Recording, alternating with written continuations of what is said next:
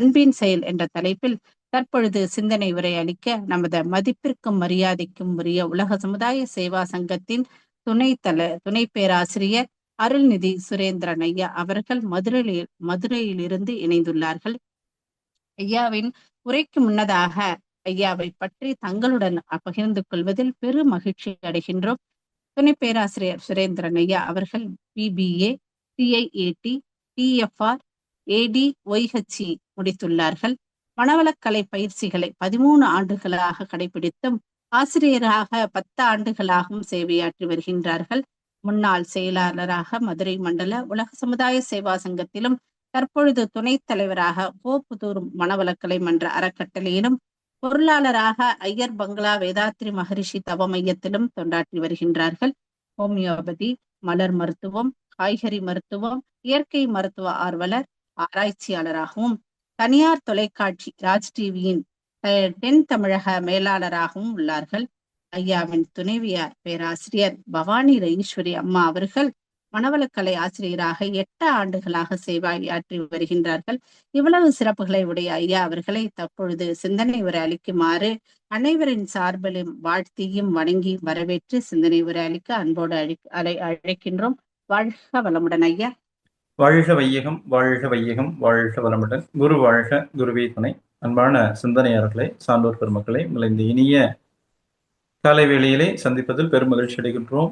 ஆசான் அருட்தந்தை யோகிராஜ் வேதாத்ரி மகிழ்ச்சி அவர்களுடைய நோக்கமாகிய உலக சமாதானம், உலக அமைதி என்ற ஒரு நிலையை அடைவதற்காக, உலக அமைதி என்ற ஒரு நிலையை அடையும் வழிமுறையாக ஒவ்வொரு தனி மனிதனும் அமைதி பெற வேண்டும் என்ற எண்ணத்திலே சில தனிமனிதர்களால் இணையப்பெற்றது குடும்பம், பல குடும்பங்களால் இணையப்பெற்றது இந்த ஊர் சமுதாயம், பல ஊர்களால் இணையப்பெற்றது நாடு, பல நாடுகளால் இணையப்பெற்றது உலகம். எனவே உலக அமைதியினுடைய தொடக்கம் என்பது ஒவ்வொரு தனி மனிதனிலிருந்து தொடங்க வேண்டும் என்ற அடிப்படையில் தனி மனித உடல் ஆரோக்கியத்திற்காக உடற்பயிற்சி முறைகளையும், உயிர் திணிவு பெற்று வலிமை பெற்று நீண்ட ஆயுள் பெறுவதற்கு காயகல்ப பயிற்சி முறைகளையும், மனம் அமைதி பெறுவதற்கு அகத்தவம் தியான பயிற்சி முறைகளையும், மனம் தெளிவு பெற்று அறிவிலே உயிர் பெறுவதற்கு அகத்தாய்வு பயிற்சி முறைகளையும் மனவளக்கலை என்ற பெயரிலே தொகுத்து வைத்திருக்கின்றார்கள் ஆசான் அருட்தந்தை யோகிராஜ் வேதாத்ரி மகரிஷி அவர்கள்.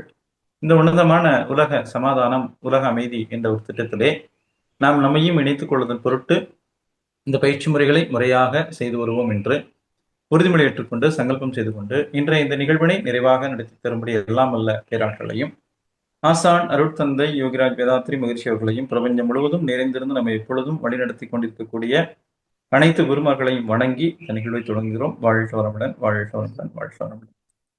இந்த இனிய வேளையில இந்த உலக சமுதாய சேவா சங்கத்தினுடைய ஜூம் இணையதள வகுப்பில் கலந்து கொண்டிருக்கக்கூடிய அனைத்து மெய்யன்பர்களையும் வணங்கி இந்த வாய்ப்பை நமக்கு வழங்கியுள்ள உலக சமுதாய சேவா சங்கத்தினுடைய தலைவர் ஐயா அருள்நிதி பத்மஸ்ரீ பத்மபூஷன் மயானந்தம் ஐயா அவர்களையும் வணங்கி இந்த நிகழ்வினை சிறப்பாக ஏற்பாடு செய்து வழங்கி கொண்டிருக்கக்கூடிய ஆழியாறு ஐடி இயக்குநரகத்தின் இயக்குனர் கிருஷ் முரளீஸ்வரையா, அனைத்து தொழில்நுட்ப பொறுப்பாளர்கள், பணியாளர்கள், இந்த நிகழ்வை சிறப்பாக தொகுத்து வழங்கி கொண்டிருக்கக்கூடிய அம்மா பேராசிரியர் வனஜா அம்மா மற்றும் நிகழ்வில் கலந்து கொண்டிருக்கக்கூடிய அனைவரையும் வணங்கி வாழ்த்தி இந்த நிகழ்வை தொடங்குகிறோம். வாழ்க வளமுடன், வாழ்க வளமுடன், வாழ்க வளமுடன். இந்த ரொம்ப ஒரு மகிழ்வான ஒரு தருணம். நம்முடைய ஆசான் அவர்களுடைய நோக்கம், அதை நாம் தினந்தோறும் சிந்தனையாக, வார்த்தையாக, செயல்களாக நாம் அன்றாட கடமைகளில் பயன்படுத்தி அதை பணியாக செய்து கொண்டிருக்கிறோம். அந்த வகையில் இன்ற ஆழியாறு ஜூம் இணையதளத்தின் அன்பின் செயல் அப்படின்ற ஒரு தலைப்பில் நாம் இன்று ஒரு சிந்தனையை மேற்கொள்ள இருக்கிறோம். நம்ம தொடங்கும் போதே சொன்னாங்க, அனைத்து உயிரும் ஒன்று என்ற அடிப்படையில் ஆற்றும் செயலெல்லாம் அன்பின் செயலாகும். இதுதான் நமக்கு மகிழ்ச்சி அவங்க கொடுத்திருக்கக்கூடிய ஒரு உன்னதமான தத்துவம் அப்படின்னு சொல்லி சொல்லியிருக்கோம். மகிழ்ச்சி கொடுத்திருக்கக்கூடிய தத்துவம் அப்படின்னு சொல்லக்கூடியது ஏற்கனவே இருக்கக்கூடிய எல்லா விதமான ஆன்மீக தத்துவங்கள், வேதங்கள், இதிகாசங்கள், புராணங்கள் அத்துணையினுடைய சாரத்தை இன்றைய விஞ்ஞான காலத்தோடு, விஞ்ஞான விளக்கங்களோடு ஒன்றிணைத்து அதை நமக்கு வழங்கியுள்ளார்கள். அந்த வகையில் இந்த தத்துவம் சுத்தவெளி மகிழ்ச்சி கொடுத்திருக்கக்கூடிய தத்துவம் நாம் என்ன சொல்கிறோம் அப்படின்னு சொல்லி சொன்னோம்னா தன்மாற்ற தத்துவம் சொல்லி நம்ம சொல்றோம். சுத்தவெளிதான் தன்னையே இறுக்கி சூழ்ந்தி அழுத்தி கொண்டு அந்த தன்னிருக்க சூழ்ந்த அழுத்தத்தினாலே நொறுங்கி துகளாகி அதே தன்னிருக்க சூழ்ந்த அழுத்தத்தினாலே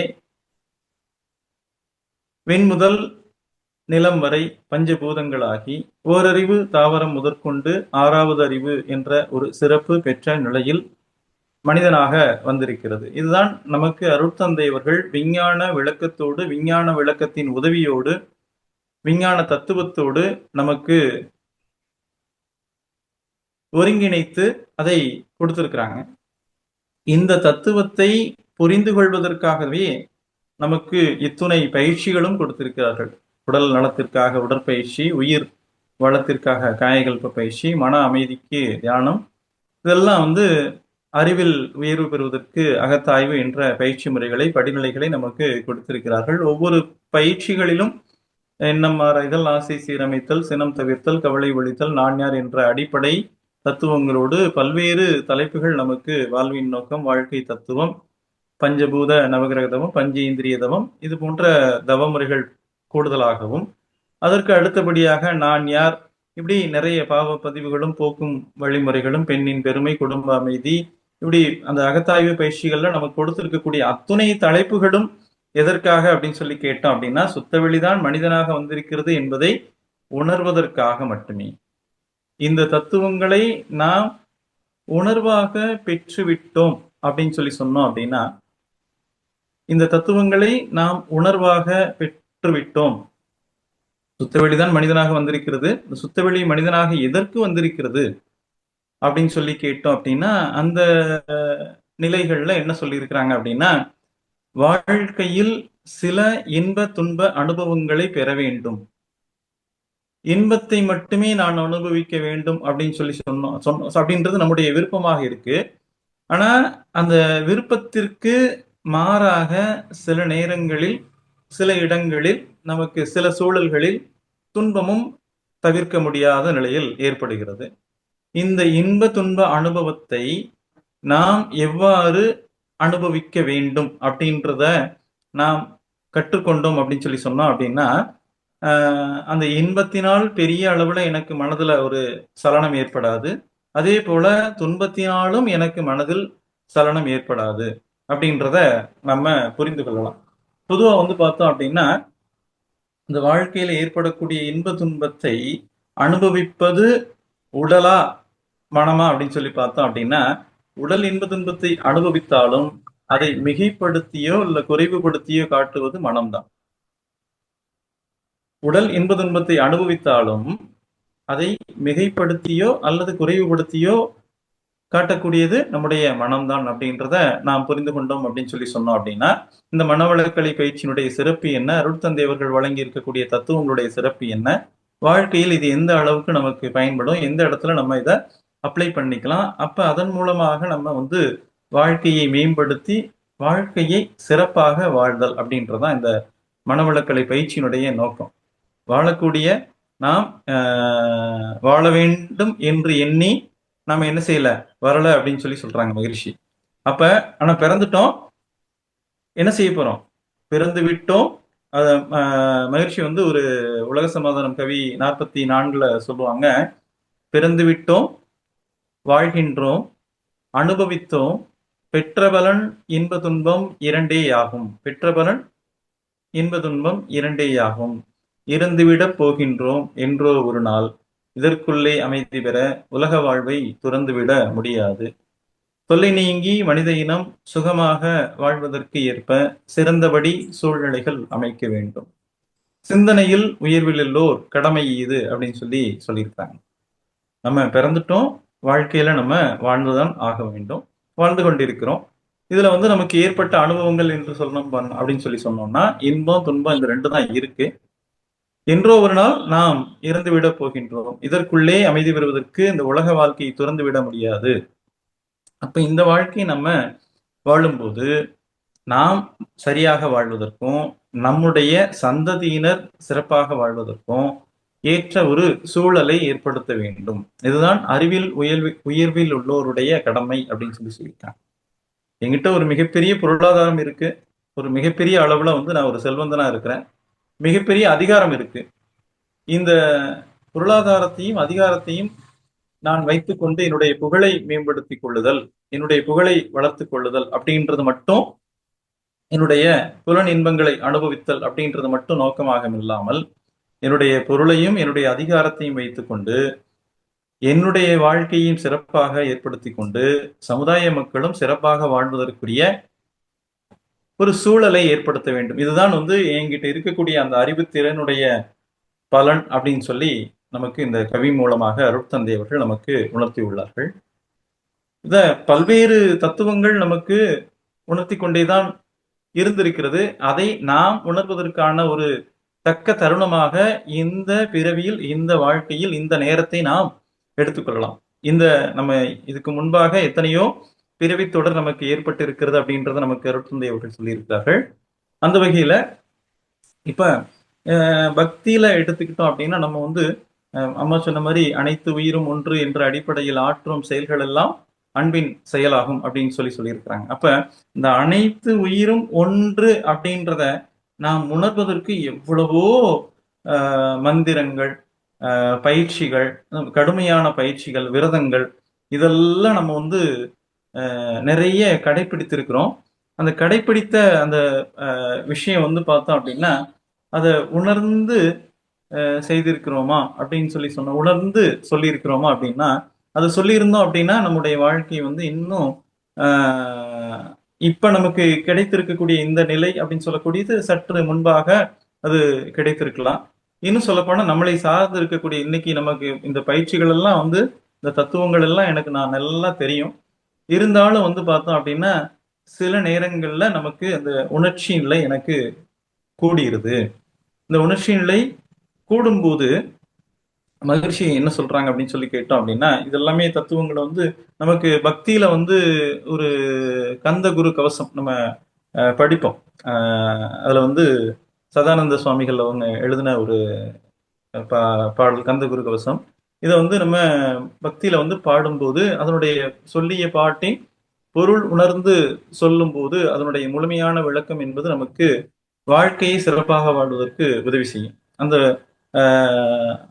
கந்தகுரு கவசத்துல வரக்கூடிய வரிகள், அருட்பெருஞ்சோதியே அன்பெனக்கு அருள்வாய் நீ, அருட்பெருஞ்சோதியே அன்பு எனக்கு அருள்வாய் நீன்னு சொல்றாங்க. எங்கும் நிறைந்த அங்கிங்கனாதபடி எங்கும் பிரகாசமாய் ஆனந்த பூர்த்தியாகி அருளோடு நிறைந்திருக்கக்கூடிய அந்த அருட்பெருஞ்சோதியானது எனக்கு என்ன அருள வேண்டும் என்று கேட்கிறாங்க அப்படின்னா, அன்பு எனக்கு அருள்வாய் அப்படின்னு சொல்றாங்க. படர்ந்த அன்பினை பரபிரம்மம் என்றாய் நீன்னு சொல்றாங்க. நீங்க அதாவது அந்த அன்பு என்று சொல்லக்கூடாது என்னவா இருக்குன்னா, படர்ந்து எங்கும் படர்ந்து இருக்கிறது, அங்கிங்கனாதபடி எங்கும் பிரகாசமாய் இருக்கக்கூடியது. இங்க என்ன செய்யுது? அந்த அன்பு தான் என்ன செய்யுது? பரபிரம்மமாக இருக்கிறது அப்படின்ற அந்த வார்த்தைகளை சொல்றாங்க. உலகெங்கும் உள்ளது ஒரு பொருள் அன்பேதான் சொல்றாங்க. உலகெங்கும் உள்ளது ஒரு பொருள் அன்பேதான். அதுல மகிழ்ச்சி சொல்லுவாங்க, எந்த ஒன்றையும் ஈர்த்து பிடித்து கொண்டிருப்பது அப்படின்னு சொல்லக்கூடியது அன்பு. அது தொடர்ந்து இயங்குவதற்கு தேவையான ஆற்றலையும் அறிவையும் கொடுப்பது கருணை அப்படின்ற ஒரு வார்த்தையை மகிழ்ச்சி சொல்லுவாங்க. எந்த ஒன்றையும் ஈர்த்து பிடித்து கொண்டிருப்பது, இந்த பூமியை சுழன்று கொண்டே இருக்கிறது.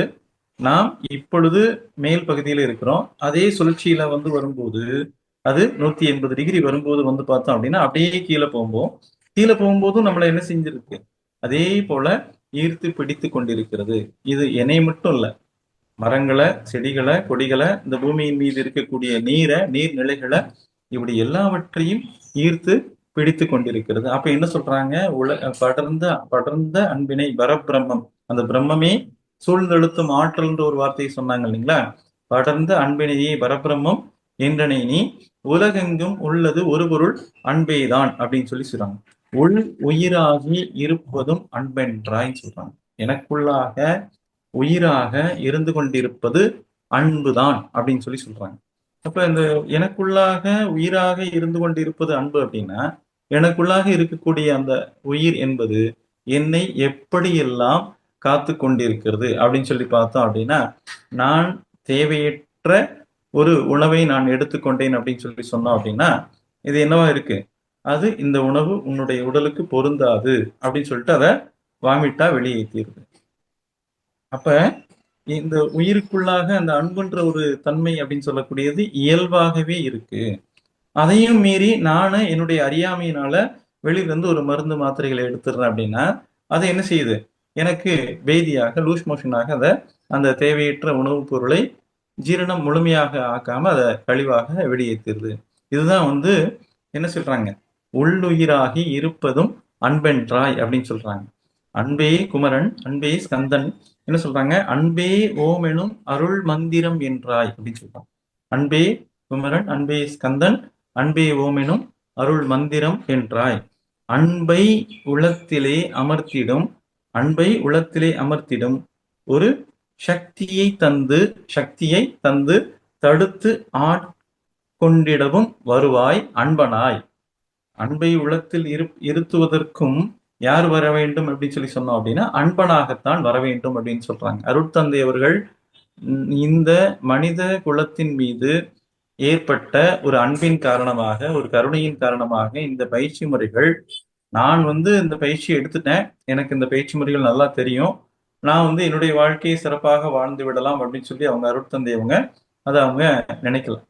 இந்த உலக மக்கள் அனைவரும் யாம் பெற்ற இன்பம் பெருக இவ்வையகம் அப்படின்னு சொல்ற மாதிரி இந்த நான் அனுபவித்துக் கொண்டிருக்கக்கூடிய இந்த பேரின்ப நிலையை அனைத்து உயிர்களும் அனுபவிக்க வேண்டும், அனைத்து மனிதர்களும் அனுபவிக்க வேண்டும் என்ற அடிப்படையில் இந்த உலக சமுதாய சேவா சங்கத்தை தொடங்கி அதற்கு அதை சிறப்பாக இந்த பயிற்சி முறைகள் அனைவருக்கும் போகணுன்றதுக்காக ஒரு அற்புதமான ஒரு சிஸ்டம், ஒரு தத்துவத்தை நமக்கு கொடுத்துட்டு அவங்க என்ன செஞ்சிருக்கிறாங்க, அனைவருக்குள்ளாகவும் இருந்து இயங்கி கொண்டிருக்கிறார்கள், அனைவருக்குள்ளாகவும் இணைந்து இருந்து இயங்கி கொண்டிருக்கிறார்கள். இப்ப இருக்கக்கூடிய நமக்கு ஒரு 20,000 ஆசிரியர்கள் இருக்கிறோம் அப்படின்னு சொல்லி சொன்னோம் அப்படின்னா 20,000 ஆசிரியர்களும் அருட்தந்தையினுடைய பிரதிநிதி, அருட்தந்தையினுடைய உயிர் கலப்பு பெற்றவர்கள், அருட்தந்தையினுடைய நோக்கத்தை தங்களுடைய வாழ்வின் நோக்கமாக மாற்றிக் கொண்டவர்கள். இந்த 20,000 அருள்நிதியர்கள், ஆசிரியர்கள் அப்படின்னு சொல்லக்கூடிய ஒரு மிகப்பெரிய ஒரு சக்தியானது இந்த உலக சமாதானம் அப்படின்ற ஒரு உன்னதமான நோக்கத்தோடு இணைந்து செயல்பட்டு கொண்டிருக்கிறது. அதுதான் வந்து பார்த்தோம் அப்படின்னா இன்னைக்கு உலகத்துல வந்து எவ்வளவோ பிரச்சனைகள் அப்படின்னு சொல்லி இருந்தாலுமே அந்த பிரச்சனைகளுக்கெல்லாம் தீர்வு அப்படின்றது நம்ம அந்த உலக சமுதாயம் சேவா சங்கத்தினுடைய போன்ற ஒரு அமைப்பு நமக்கு செயல்பட்டு கொண்டிருக்கிறதுனால அங்க துன்பத்துல மனச்சோர்வுல இருக்கவங்களுக்கு கூட என்னவாக இருக்குன்னா இது ஒரு உற்சாகத்தை ஏற்படுத்தி அவங்க வாழ்க்கையை சிறப்பாக வாழ முடியும் அப்படின்ற ஒரு நம்பிக்கையும் கொடுத்து கொண்டிருக்கிறது அப்படின்றது யதார்த்தமான உண்மை. இதுதான் வந்து அந்த அன்பினுடைய செயல். நீங்கள் என்னவாக இருக்கிறோம் அப்படின்னு சொல்லி சொன்னோம் அப்படின்னா ஒரு மனவளக்கலை பயிற்சி எடுத்த ஆசிரியர், பயிற்சி எடுத்த அன்பரே எடுத்துக்கலாம். அவங்க போய் ஒருத்தரை சந்திக்கும் போது ஒரு அவங்களுடைய வாழ்க்கையில ஒரு மிகச்சிறந்த மாற்றத்தை நிச்சயமாக ஏற்படுத்தும் அப்படின்னு சொல்லி சொல்லலாம். ஞான அதுல அந்த ஸ்கந்த குரு கவசத்துல அவங்க சொல்றாங்க, ஞான தண்ட பாணியே என்னை ஞான பண்டிதன் ஆக்கிடுவாய், அகந்தையெல்லாம் அழித்து அன்பினை ஊட்டிடுவாய்ன்னு சொல்றாங்க. அகந்தையெல்லாம் அழித்து அன்பினை ஊட்டிடுவாய். நமக்கு மகிழ்ச்சி வந்து இந்த அருகுண சீரமைப்பு அப்படின்னு சொல்லக்கூடியது எதனுடைய காரணமாக வருகிறது அப்படின்னு சொல்லி பார்த்தோம் அப்படின்னா நமக்கு சுத்தவெளிதான் மனிதனாக வந்திருந்தாலும் எங்க எதனால இந்த அனுபவங்கள் இந்த அகந்தை அப்படின்னு சொல்ல தான் தனது அப்படின்ற ஒரு தன்மை வந்திருக்கு அப்படின்னு சொல்லி பார்த்தோம் அப்படின்னா இந்த தேவையற்ற 6 குணங்கள் வந்திருக்கு அப்படின்னு சொல்லி பார்த்தோம் அப்படின்னா தான் என்ற அதிகாரப்பற்று தனது என்ற பொருள் பற்று என்ற பொருத்தமில்லாத தம்பதிக்கு பிறந்த 6 வேண்டாத குழந்தைகள் அப்படின்னு சொல்லி சொல்றாங்க. இது பேராசை, சினம், கடும்பற்று, முறையற்ற பார்க்கவர்ச்சி, உயிர்தாழ்வு, மனப்பான்மை, வஞ்சம். இந்த 6 தேவையற்ற குணங்களை நல்ல குணங்களாக நாம் நிறைமனம், பொறுமை, ஈகை, கற்பு நெறி, சமநோக்கு, மன்னிப்பு அப்படின்ற 6 நல்ல குணங்களாக மாற்ற வேண்டும். அகந்தையெல்லாம் அழித்து அன்பினை ஊட்டிடுவாய் அப்படின்னு சொல்லி சொல்றாங்க. இந்த அகந்தையெல்லாம் இந்த தத்துவங்கள் எதற்காக கொடுக்கப்பட்டது? நான் தான் தனது அப்படின்ற பொருத்தமில்லாத தம்பதிக்கு பிறந்த வேண்டாத குழந்தைகள் 6, இதை நாம் இந்த 6 நல்ல குணங்களாக மாற்ற வேண்டும் அப்படின்ற இந்த தத்துவத்தை இதுக்கு முன்னாடி நீங்க எத்தனையோ முறை எப்படி கேட்டிருக்கிறீங்க, அகந்தையெல்லாம் அழித்து அன்பினை ஊட்டிடுவாய்ன்னு சொல்லிட்டு நீங்க யார்கிட்ட கேட்டிருக்கிறீங்க? இயற்கையிட்ட, பிரபஞ்சத்திட்ட, ஒரு பேராற்றல் கிட்ட கேட்டதுனால நீங்கன்னு சொல்லக்கூடியது என்னையும் சேர்த்துதான். நாம கேட்டதுனால நாம என்ன செஞ்சிருக்கிறோம்? இப்படி ஒரு குருவை அடைந்திருக்கிறோம். அகந்தையெல்லாம் அடித்து அன்பினை ஊட்டிடுவாய், அன்பு மயம் ஆக்கி என்னை ஆட்கொள்ளும் ஐயப்பா அப்படின்னு சொல்றாங்க. அன்பு மயமாக்கி என்னை ஆட்கொள்ளும் ஐயப்பா அப்படின்னு சொல்றாங்க. சரிங்களா? இப்ப அன்பை என் உள்ளத்தில் அசைவின்றி நிறுத்திவிடு. அன்பை என் உள்ளத்தில், இதெல்லாம் நமக்கு வேண்டுகோளா வேண்டுதலா இருந்தது. நமக்கு இப்ப இன்னைக்கு இந்த மனவளக்கலை பயிற்சிக்கு வந்திருக்கிறோம் அப்படின்னா, இது இன்னைக்கு ஏதோ நடந்த ஒரு விஷயம் இல்லை. இந்த நீங்க இது போல மந்திரங்களை ஒரு பொருள் உணர்ந்தோ அல்லது பொருள் உணராமலோ நம்ம சொல்லியிருந்தோம் அப்படின்னா அதற்கு ஏற்ற ஒரு வாழ்க்கை சூழலை ஏற்படுத்தி கொடுக்கும் அப்படின்றத நம்ம உணரலாம். அன்பையே கண்ணாக ஆக்கி காத்து அருள்வாய். அன்பையே கண்ணாக நான் பார்க்கக்கூடியது எல்லாவற்றையும் அன்பின் கண் கொண்டு பார்க்க வேண்டும். நாம் பார்க்கக்கூடிய எல்லாவற்றையும் அன்பின் கண் கொண்டு பார்க்க வேண்டும். அதே அன்பையே கண்ணாக ஆக்கி காத்திருவாய். உள்ளும் பொருளும் உன்னருளாம். உள்ளும் பொருளும் உன்னருளாம் அன்பையே உறுதியாக நானும் பற்றிடவே உதவிடுவாய்ன்னு சொல்றாங்க. சரிங்களா? உள்ளும் புறமும் உன்னருளாம் அன்பையே நானும் உறுதியாக பற்றிடவே புவந்திடுவாய். எல்லை இல்லாத அன்பே இறைவெளி என்றாய் நீ சொல்றாங்க. எல்லை இல்லாத அன்பே இறைவெளி என்றாய் நீ. இறைவெளியாக இருப்பது அப்படின்னு சொல்லக்கூடியது என்னன்னு சொல்லி கேட்டோம் அப்படின்னா, எல்லையற்ற மகிழ்ச்சி சொல்லுவாங்க இல்லைங்களா? எல்லையற்ற ஆற்றல் உள்ள இறைவன் திரு உள்ளம் என்ன எவ்வுயிரும் தோன்றுவதற்கு ஏற்றதொரு திருவழியாய் வல்லமையாய் வடிவமைத்தான் பெண்ணினத்தை அற்புதமாய். அப்ப சொல்லும் போதுதான் என்ன சொல்லுவாங்க? பெண்ணினம் என்பது அன்பின் வடிவம் அப்படின்னு சொல்லக்கூடியது. அப்ப எல்லையற்ற அன்பே இறைவெளி அப்படின்னு சொல்லியிருக்கிறாங்க. எல்லையற்ற அன்பே இறைவெளி. அப்ப மகிழ்ச்சி சொல்லும் போது இந்த பொறுமைக்கு ஒரு எல்லை உண்டு அப்படின்னு சொன்னோம் அப்படின்னா அறியாமை அப்படின்ற மாதிரி சொல்லுவாங்க இல்லைங்களா?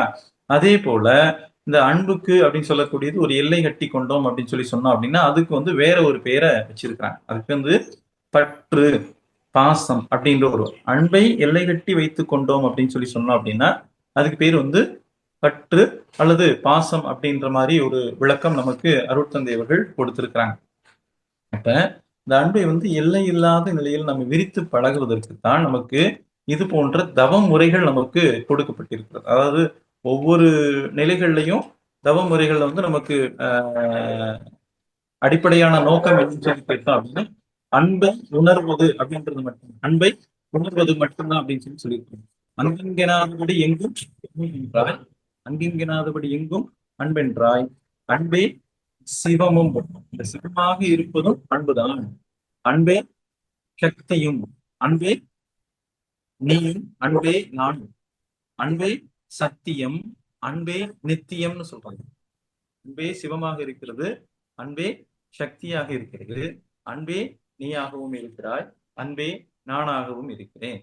அன்பே நீயும், அன்பே நானும், அன்பே சத்தியம், அது எப்பொழுதும் நித்தியமாகவும் இருக்கிறது. அன்பே நித்தியம் அப்படின்றது சொல்லுவாங்க. அன்பே சாந்தம், அன்பே ஆனந்தம், அன்பே சாந்தம், அன்பே ஆனந்தம், அன்பே மௌனம், அன்பே மோட்சம்.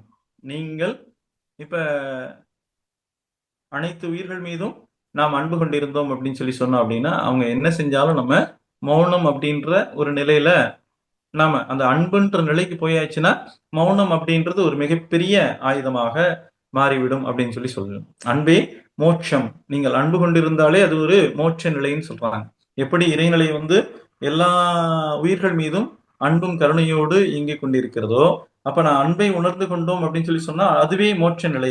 இது மகிழ்ச்சி சொன்ன மாதிரி இறைநிலை அடைதல் அப்படின்ற விஷயம் இறப்புக்கு பின்னாடி வர்றதில்ல, இருக்கும் போதே அதை இறைநிலை உணர்தல். அம்மா இப்ப கூட சொன்னாங்க இறைநிலை உணர்தல், இறைநிலை அடைதல் அப்படின்ற மாதிரியான நிகழ்வுகள் எல்லாமே பாத்தீங்கன்னா அனுபவங்கள் எல்லாமே இந்த உடல் இருக்கும் பொழுதே அது சாத்தியம் அப்படின்றது நமக்கு எளிமையாக உணர்த்தியது அருட்தந்தை அவர்களுடைய தத்துவம். அன்பே மோட்சம் அப்படின்னு சொல்லியிருக்கிறாங்க.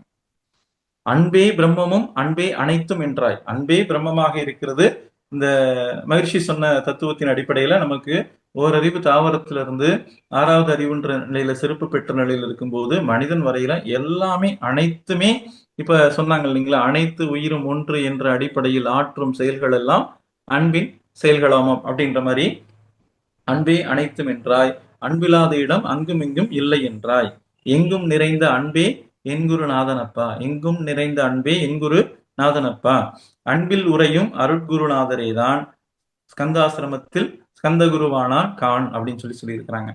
இதெல்லாம் உணர்வதற்கு இந்த நம்ம பாடல் நம்ம நிறைய வாட்டி தினந்தோறும் கேட்போம், தினந்தோறும் படிச்சிருப்போம். படிச்சுட்டு இதெல்லாம் உணர்வதற்கு ஒரு வழிமுறையும் நமக்கு நடுநெற்றி ஸ்தானத்தில் நான் உனை தியானிப்பேன், நடுநெற்றி ஸ்தானத்தில் நான் உனை தியானிப்பேன், பிரம்ம மந்திரத்தை போதித்து வந்திடுவாய்ன்னு சொல்றாங்க. இந்த அன்புதான் அனைத்துமாகவும் இருக்கிறது. இதெல்லாம் விளக்கமா நம்ம கொடுத்துட்டு இதெல்லாம் உணர்வதற்கான வழிமுறை என்னன்னு சொல்லியிருக்கிறோம் அப்படின்னா, இதை நம்ம பக்தியில தெரிஞ்சோ, அதாவது பொருள் தெரிஞ்சோ அல்லது பொருள் தெரியாமையோ இதையே நம்ம தினந்தோறும் கேட்டிருக்கிறோம், தினந்தோறும் சொல்லி இருக்கிறோம். அப்ப அந்த சொன்னதனுடைய விளைவு தான் நமக்கு பார்த்தோம் அப்படின்னா, இந்த நடுநெற்றி ஸ்தானத்தில் நான் உன்னை தியானிப்பேன் தியானிப்பேன்னு சொல்லிட்டு எத்தனையோ முறை நம்ம சொல்லியிருந்தோம் அப்படின்னா மட்டும்தான் இப்படி ஒரு தக்க குருவிடம் நாம் சேர முடியும். அப்ப இதெல்லாம் நமக்கு ஏன் நான் இந்த குரு கிட்ட வந்திருக்கிறேன், எனக்கு எதற்காக இந்த பயிற்சி அப்படின்ற கேள்விகளும் நமக்குள்ள இயல்பாக வந்திருக்கலாம். ஆனா நீங்க எங்க போய் சுத்தினாலும் எங்க நிக்கணும், கடைசியில நடுநெற்றி ஸ்தானத்துலதான் நிக்கணும் அப்படின்றது தான் நம்ம ஒரு கன்க்ளூஷன். ஏற்கனவே நமக்கு தீர்மானம் செய்துட்டோம்.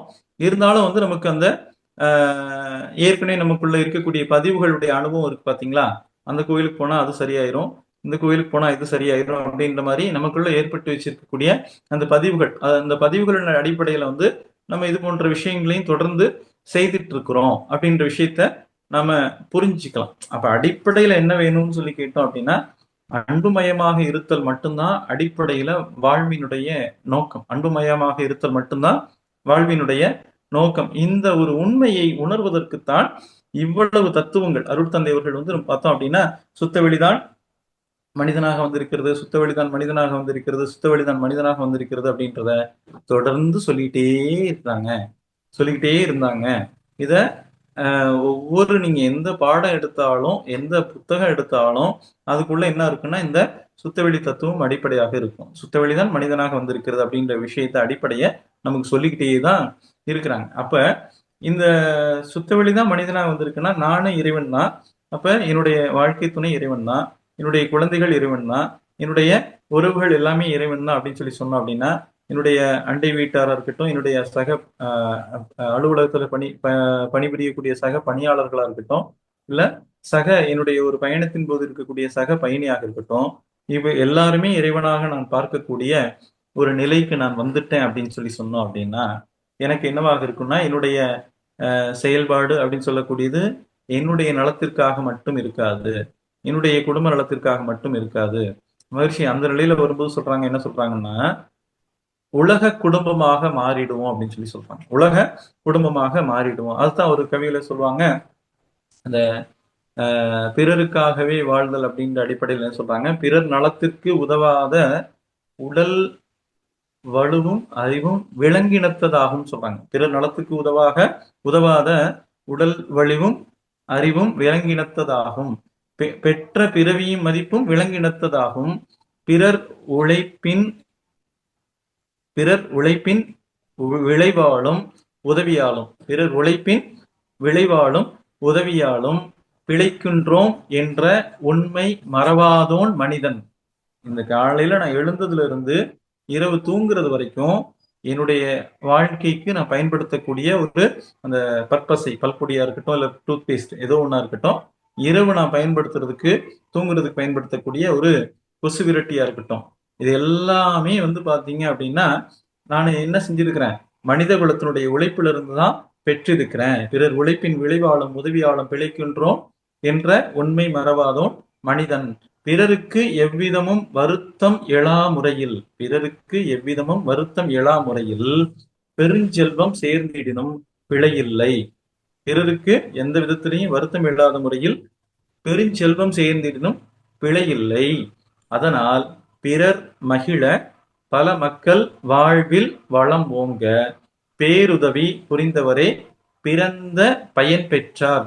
இந்த பிறவி பயனை பிறவி பயன் அப்படின்னு சொல்லி சொல்றோம் இல்லைங்களா, அது என்னன்னு சொல்லி கேட்டோம் அப்படின்னா, நம்மளால எவ்வளவு பேரு மகிழ்ச்சியாக இருக்க முடியுமோ, ஒரு மனநிறைவான வாழ்க்கையை வாழ முடியுமோ, அப்படி ஒரு வாழ்க்கையை வாழ்ந்தவர் தான் பிறவி பயனை அடைந்தவர் அப்படின்னு சொல்லி சொல்றாங்க.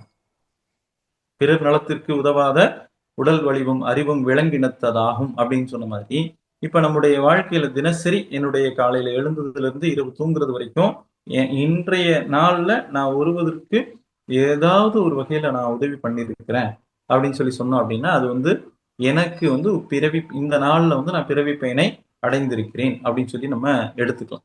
இதெல்லாம் பார்த்தோம் அப்படின்னா, நான் முயற்சி பண்றேன் சார், ஆனா எனக்கு ஏதாவது ஒரு இடத்துல சறுக்கிடுது. இயல்பா சொல்லக்கூடியது என்ன சொல்லுவோம் அப்படின்னா, சாணி ஏறினா முழம் சறுக்கிருச்சுன்னு சொல்லி சொல்லுவாங்க. அப்ப இந்த நேரத்துல பார்த்தோம் அப்படின்னா, இது நமக்கு மட்டும்தான் இப்படி நடக்குதா, ஏன்னே தெரியல சார், எனக்கு மட்டும்தான் சார் இப்படி நடக்குது அப்படின்னு சொல்லி நம்ம பொதுவா இயல்பா பேசுவோம் இல்லைங்களா.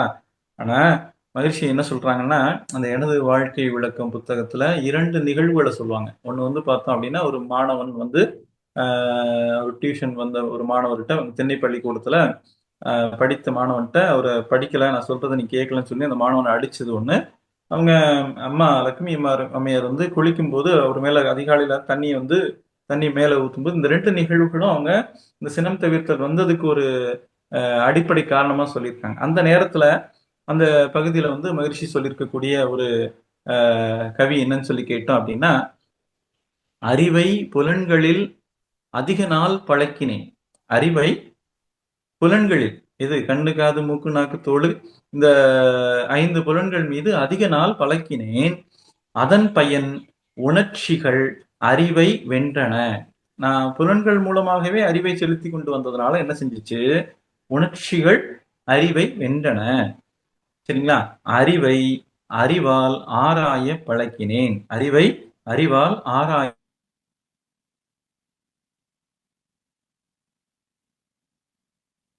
ஆராய பழக்கினேன். அந்த நிலையிலும் என்ன செஞ்சிருக்கிறேன், புலன்களை இயக்கினேன். அறிவு அகண்டாகாரத்தில் நிலை பெற அதிக விழிப்பும் பழக்கமும் பெற்றது.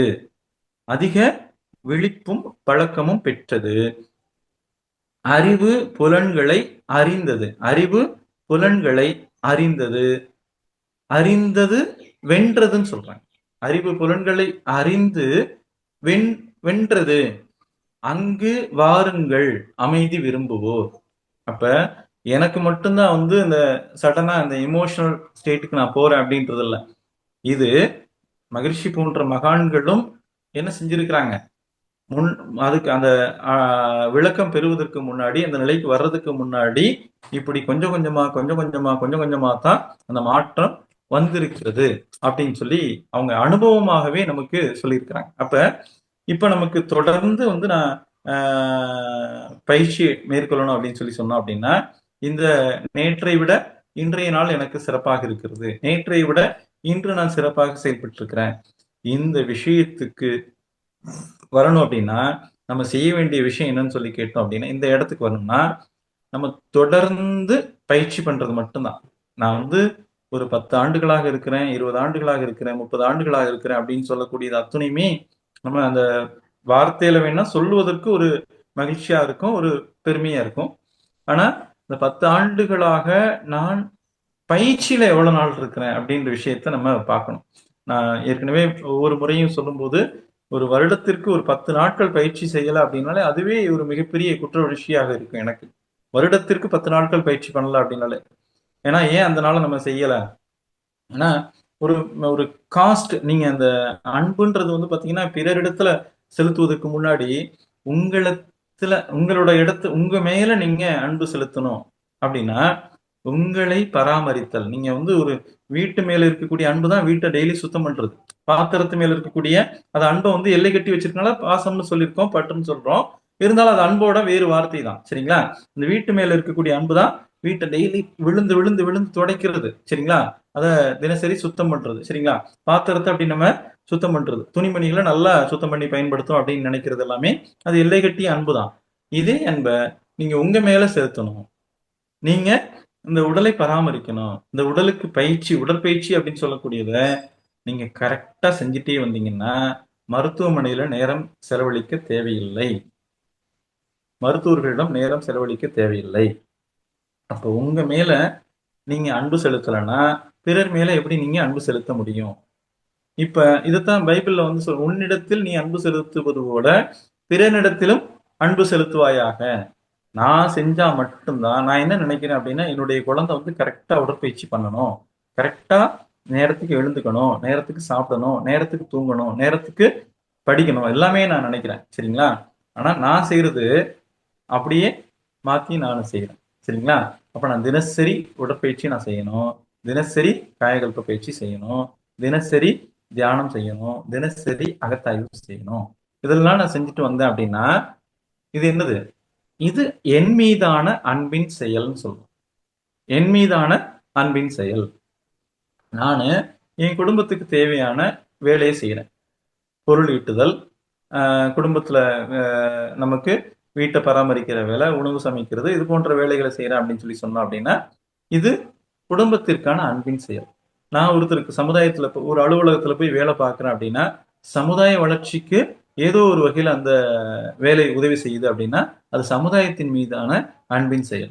யாரோ ஒருத்தருக்கு போய் ஒரு தீட்சை கொடுக்குறேன், மன்றத்துல போய் ஒரு சிந்தனை விருந்து கொடுக்குறோம், ஒரு சின்ன விஷயம் செய்யறோம், அங்க உடற்பயிற்சி செய்யறோம், ஒரு பாயை எடுத்து வைக்கிறோம், ஒரு விரிப்பை எடுத்து வைக்கிறோம், அந்த மன்றத்தை சுத்தம் பண்றோம், இது சமுதாயத்தின் மீதான அன்பின் செயல். சரிங்களா?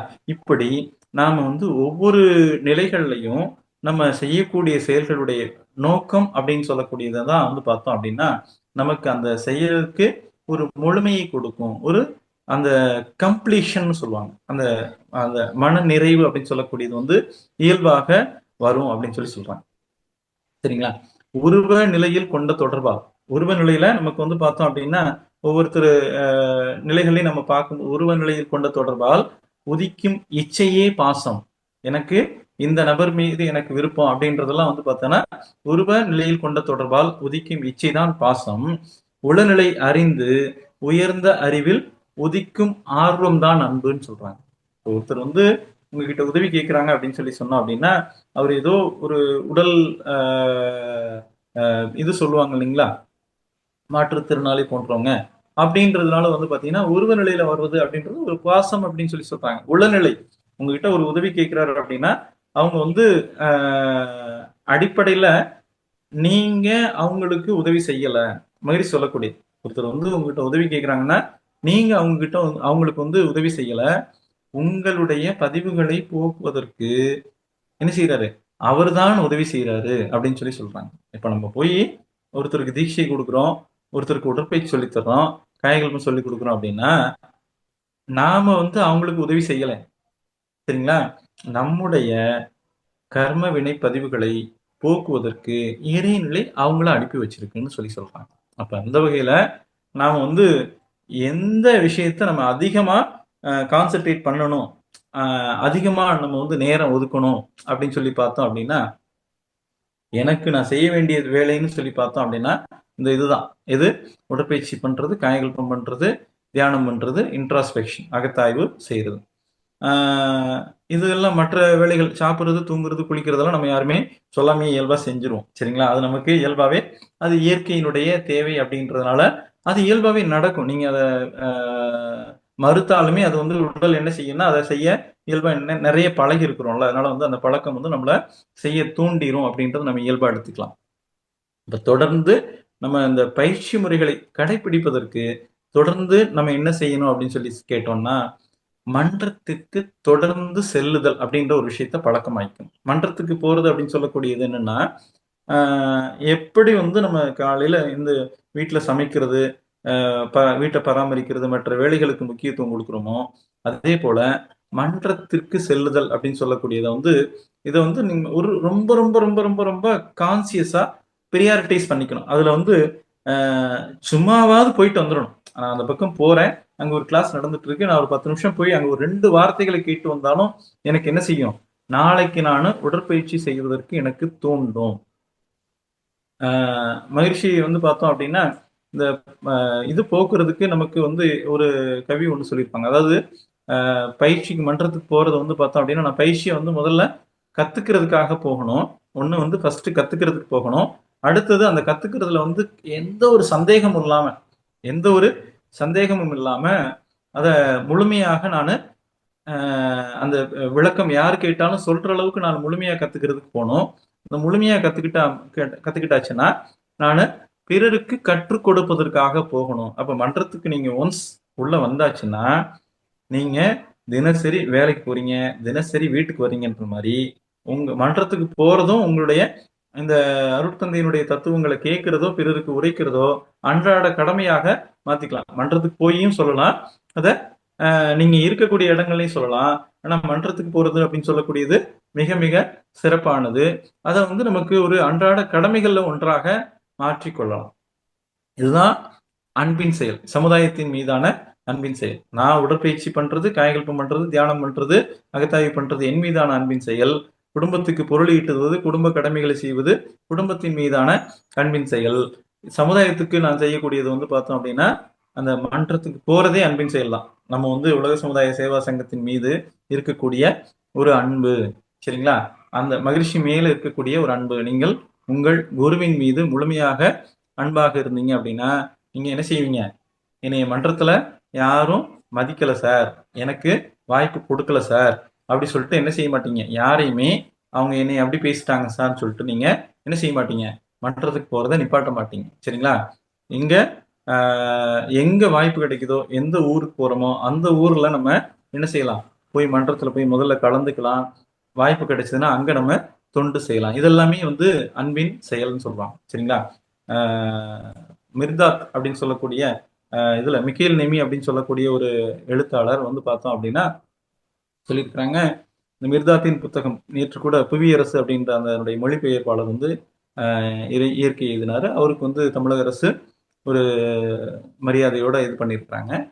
அன்பே வாழ்வின் சாறு, அந்த புத்தகத்தினுடைய சாரம் அப்படின்றது நான் எடுத்திருக்கிறது என்னன்னா, அன்பே வாழ்வின் சாறு, வெறுப்பு என்பது மரணத்தினுடைய சீழ் அப்படின்னு சொல்றாங்க. நீங்க வாழ்க்கை அப்படின்றதுதான் வந்து நம்மகிட்ட இருக்கக்கூடிய ஒரு மிகப்பெரிய பொக்கிஷம்.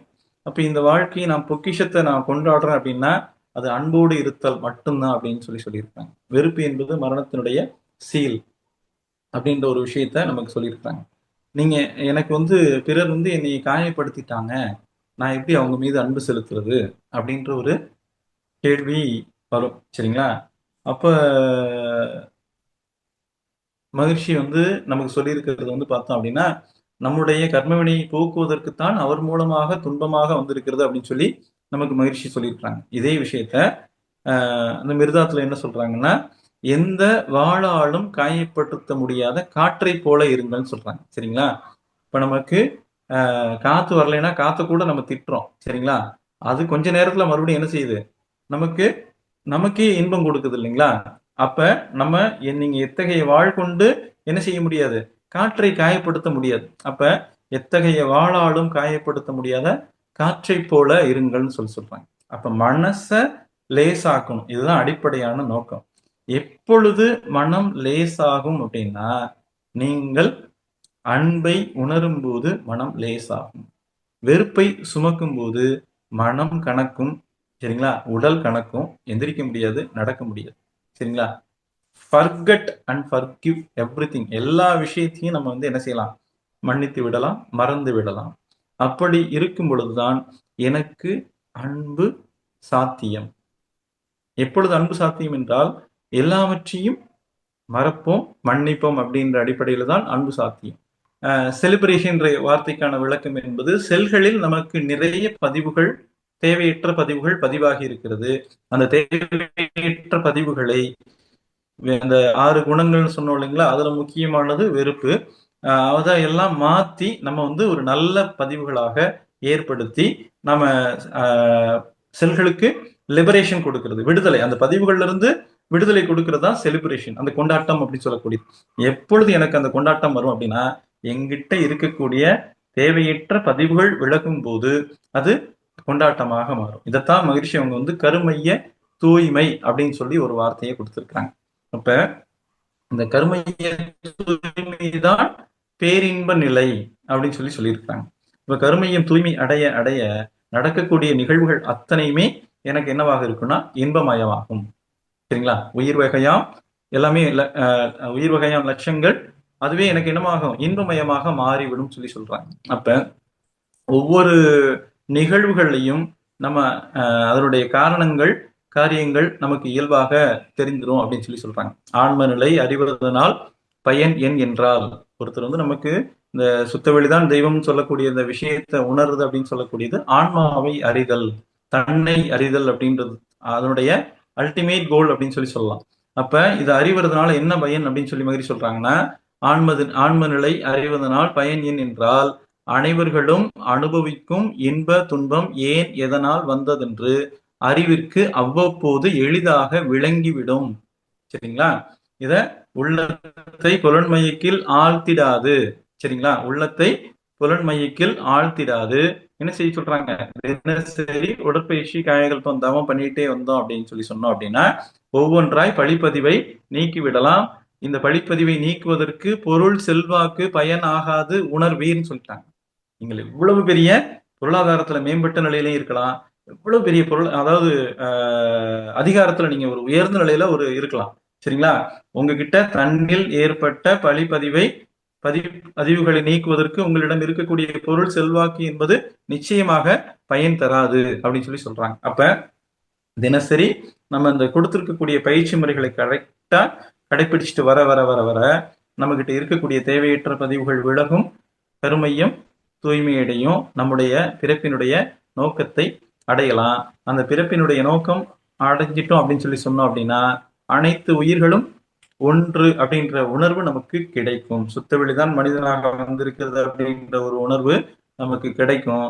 அது கிடைச்சிருச்சுன்னா எல்லாருமே சமீபத்துல கூட ஒரு இதுல ஒரு தகவல் என்ன சொன்னாங்கன்னா, ஒரு மகான்கிட்ட போய் நீங்க எல்லா உயிர்களையும் வந்து நீங்க இறைவனை உணர்ந்திருக்கிறீங்களா, இறைவனை பார்த்திருக்கிறீங்களா அப்படின்னு சொல்லி வரும்போது என்ன சொல்லி இருக்கிறாங்கன்னா, எல்லாமே நான் பார்க்கக்கூடிய அத்தனையுமே இறைவனாகத்தான் பார்க்கிறேன், நான் எல்லாமே இறைவனை தவிர வேற எதுவும் பார்க்கல அப்படின்ற மாதிரி ஒரு இது சொல்லியிருக்கிறாங்க. அப்ப என்னன்னா, நீங்க சுத்தவெளிதான் மனிதனாக வந்திருக்கிறது அப்படின்றது வந்து மனிதன் மட்டுமல்ல, அதுக்குள்ளே என்ன அடங்கியிருக்கு, அனைத்துமே இறைவன் தான் அனைத்துமாக இருக்கிறது அப்படின்ற ஒரு விஷயம் கிடைச்சிரும். அப்ப நான் யார நேசித்தாலும் என்னை தான் நேசிக்கிறேன், யாரை வெறுத்தாலும் நான் என்னைத்தான் வெறுக்கிறேன். இந்த விஷயத்த விளக்கத்தை தெரிஞ்சுக்கிறதுக்கு தான் மகிழ்ச்சி அவங்க வந்து இவ்வளவு பிரயாசப்பட்டிருக்கிறாங்க. எப்படியாவது விஞ்ஞானத்தின் துணை கொண்டோ ஏதாவது ஒரு பயிற்சி, ஏதாவது ஒரு நூல் அதனுடைய துணை கொண்டோ வந்து நம்ம இந்த உண்மையை உணர்த்திடணும். அப்படி உணர்த்திட்டோம் அப்படின்னா ஒரு மனிதனுக்கும் இன்னொரு மனிதனுக்கும் பிணக்கு இருக்காது, ஒரு குடும்பத்துக்கும் இன்னொரு குடும்பத்துக்கும் பிணக்கு இருக்காது, ஒரு ஊருக்கும் இன்னொரு ஊருக்கும் பிணக்கு இருக்காது, ஒரு நாட்டுக்கும் இன்னொரு நாட்டுக்கும் பிணக்கு இருக்காது.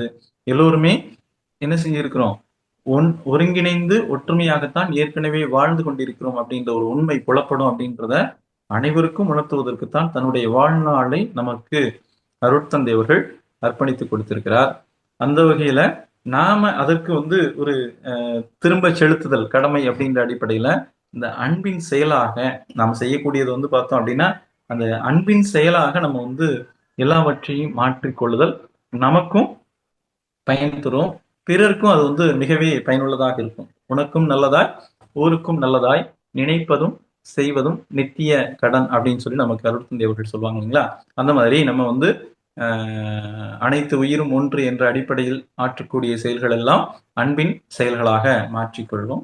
இந்த வாய்ப்புக்கு உலக சமுதாய சேவா சங்க தலைவர் உள்ளிட்ட அனைத்து பொறுப்பாளர்கள், உலக சமுதாய சேவா சங்கத்தின் ஐடி இயக்குனர் கிருஷ் முரளி ஈஸ்வரையா, அனைத்து ஐடி தொழில்நுட்ப பணியாளர்கள் அனைவர்களுக்கும், இந்த ஜூம் இணையதள நிகழ்வில் கலந்து கொண்ட அனைத்து அன்பர்களுக்கும் இந்த இனிய வேளையில் வாய்ப்புக்கு நன்றி சொல்லி இந்த நிகழ்வை நிறைவு செய்கிறோம். வாழ்க வளமுடன்.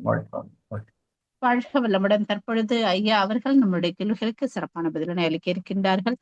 கேள்வி கேட்க விரும்பும் நண்பர்கள் தங்களுடைய கைபேசிகளை தாங்களை அன்மியூட் செய்து கொண்டு கேள்விகளை மட்டும் சுருக்கமாக கேட்கும் பொழுது அது அனைவருக்கும் பயனுள்ளதாக அமையும் என்பதை தெரிவித்துக் கொண்டு, முதலாவது அன்பராக செவ்வேல் ஐயா, நீங்க ஐயா கிட்ட பேசலாங்க ஐயா. வாழ்க வளமுடன். வாழ்க வளமுடன்மா, வாழ்க வளமுடன் ஐயா. ரொம்ப சிறப்பா சொன்னீங்க ஐயா. அன்பின் செயலை நம்ம எப்படி நம்ம ஹாஸ்பிட்டலுக்கு வாசலுக்கு போகாத இருக்குன்னா டெய்லி நம்மளுடைய பயிற்சி தொடர்ச்சியா செஞ்சோம்னா நல்லதுன்னு சொன்னீங்க. அதே மாதிரி மன்ற அன்பர்களுக்கு நம்ம சொல்லி கொடுத்து நம்ம கற்றதை நம்ம சொல்லி கொடுத்தோம்னா நம்மளுடைய கர்ம வினைகள் ரொம்ப இதெல்லாம் ரொம்ப மகிழ்ச்சியா இருந்தது. நம்ம சொல்லி கொடுக்கல அதுல குற்றங்குறை கூட கண்டுபிடிக்கூடாதுன்னு வைங்க. ரொம்ப அது ரொம்ப நெகிழ்ச்சி. அந்த அந்த அன்பினுடைய செயல்ல நம்ம நம்ம உணர்ந்துட்டோம்னா டெய்லி இந்த பயிற்சி முயற்சி தொடர்ச்சி எடுத்தோம்னா நம்ம எல்லாரும் அந்த அன்பாகத்தான் வர்றவங்கள ஃபுல்லாவே அந்த இறைவனா பார்த்து நம்ம தொண்டு செய்யல. ரொம்ப மகிழ்ச்சியா நீங்க சொன்னீங்க. ரொம்ப அதெல்லாம் உண்மை, 100% உண்மை.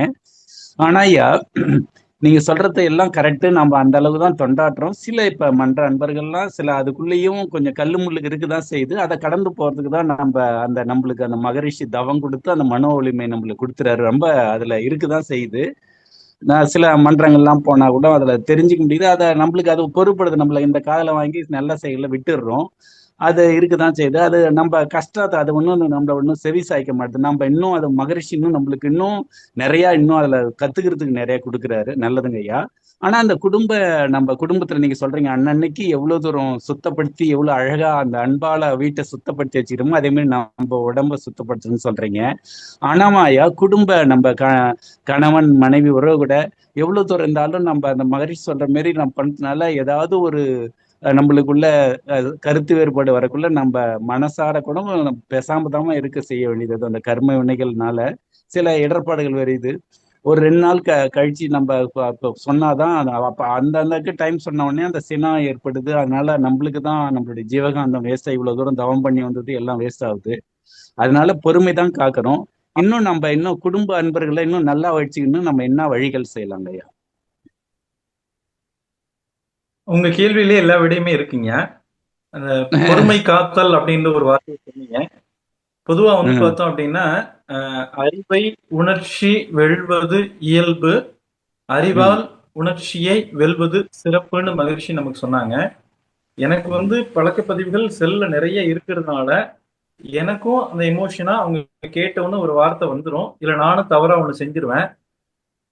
அப்ப இன்னொரு வார்த்தை மாதிரி சொல்லுவாங்க. இப்ப பார்த்தோம் அப்படின்னா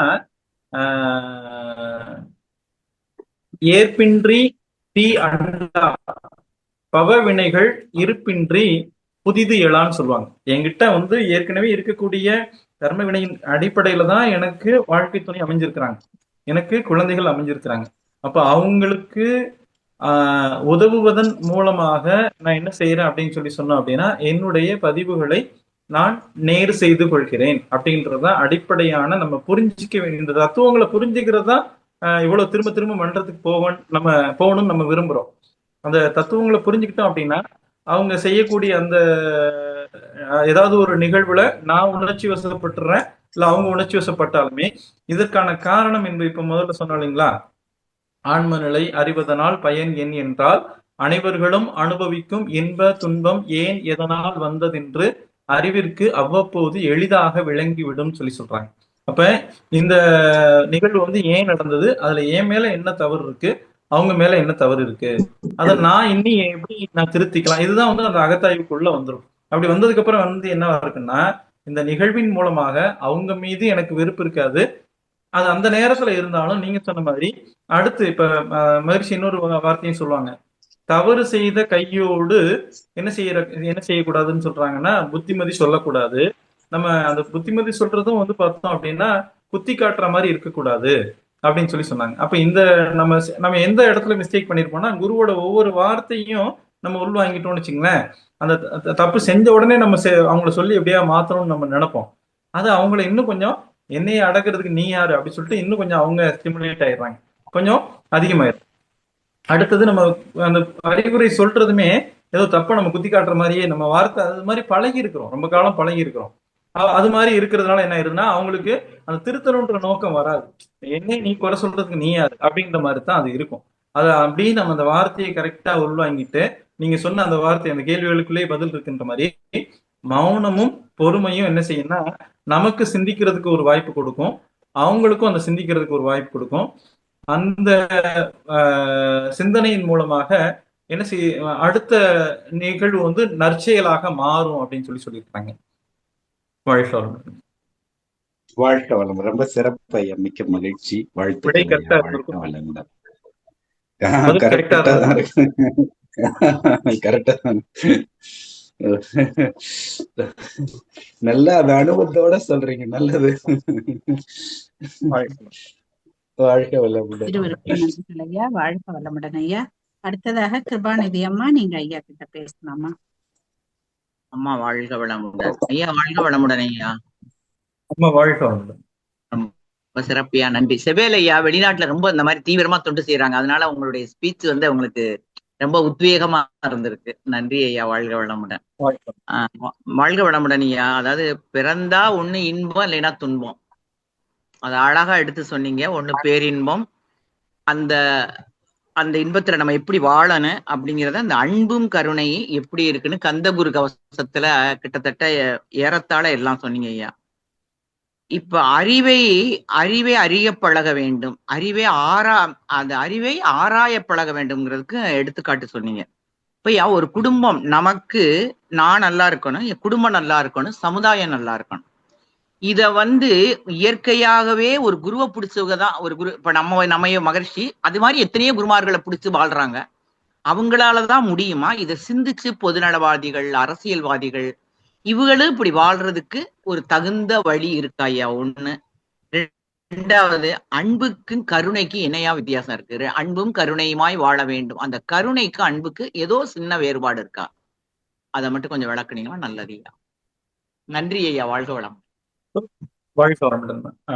அதாவது இப்ப நமக்கு வந்து பார்த்தோம் அப்படின்னா, நீங்க கேட்ட கேள்வி வந்து ஆன்மீகவாதிகளுக்கு மட்டும்தான் அன்பு சாத்தியமா அப்படின்ற ஒரு கேள்வி. அரசியல்வாதிகள், தலைவர்கள் இவங்களுக்கெல்லாம் வந்து அன்பு எப்படி ஏற்படும் அப்படின்ற மாதிரி நம்ம முதல் கேள்விக்கு புரிஞ்சுக்கலாமாங்கம்மா? ஆமா, இப்ப அரசியல்வாதிகள் தான் சமுதாயம், அது எனக்கு புரியுது.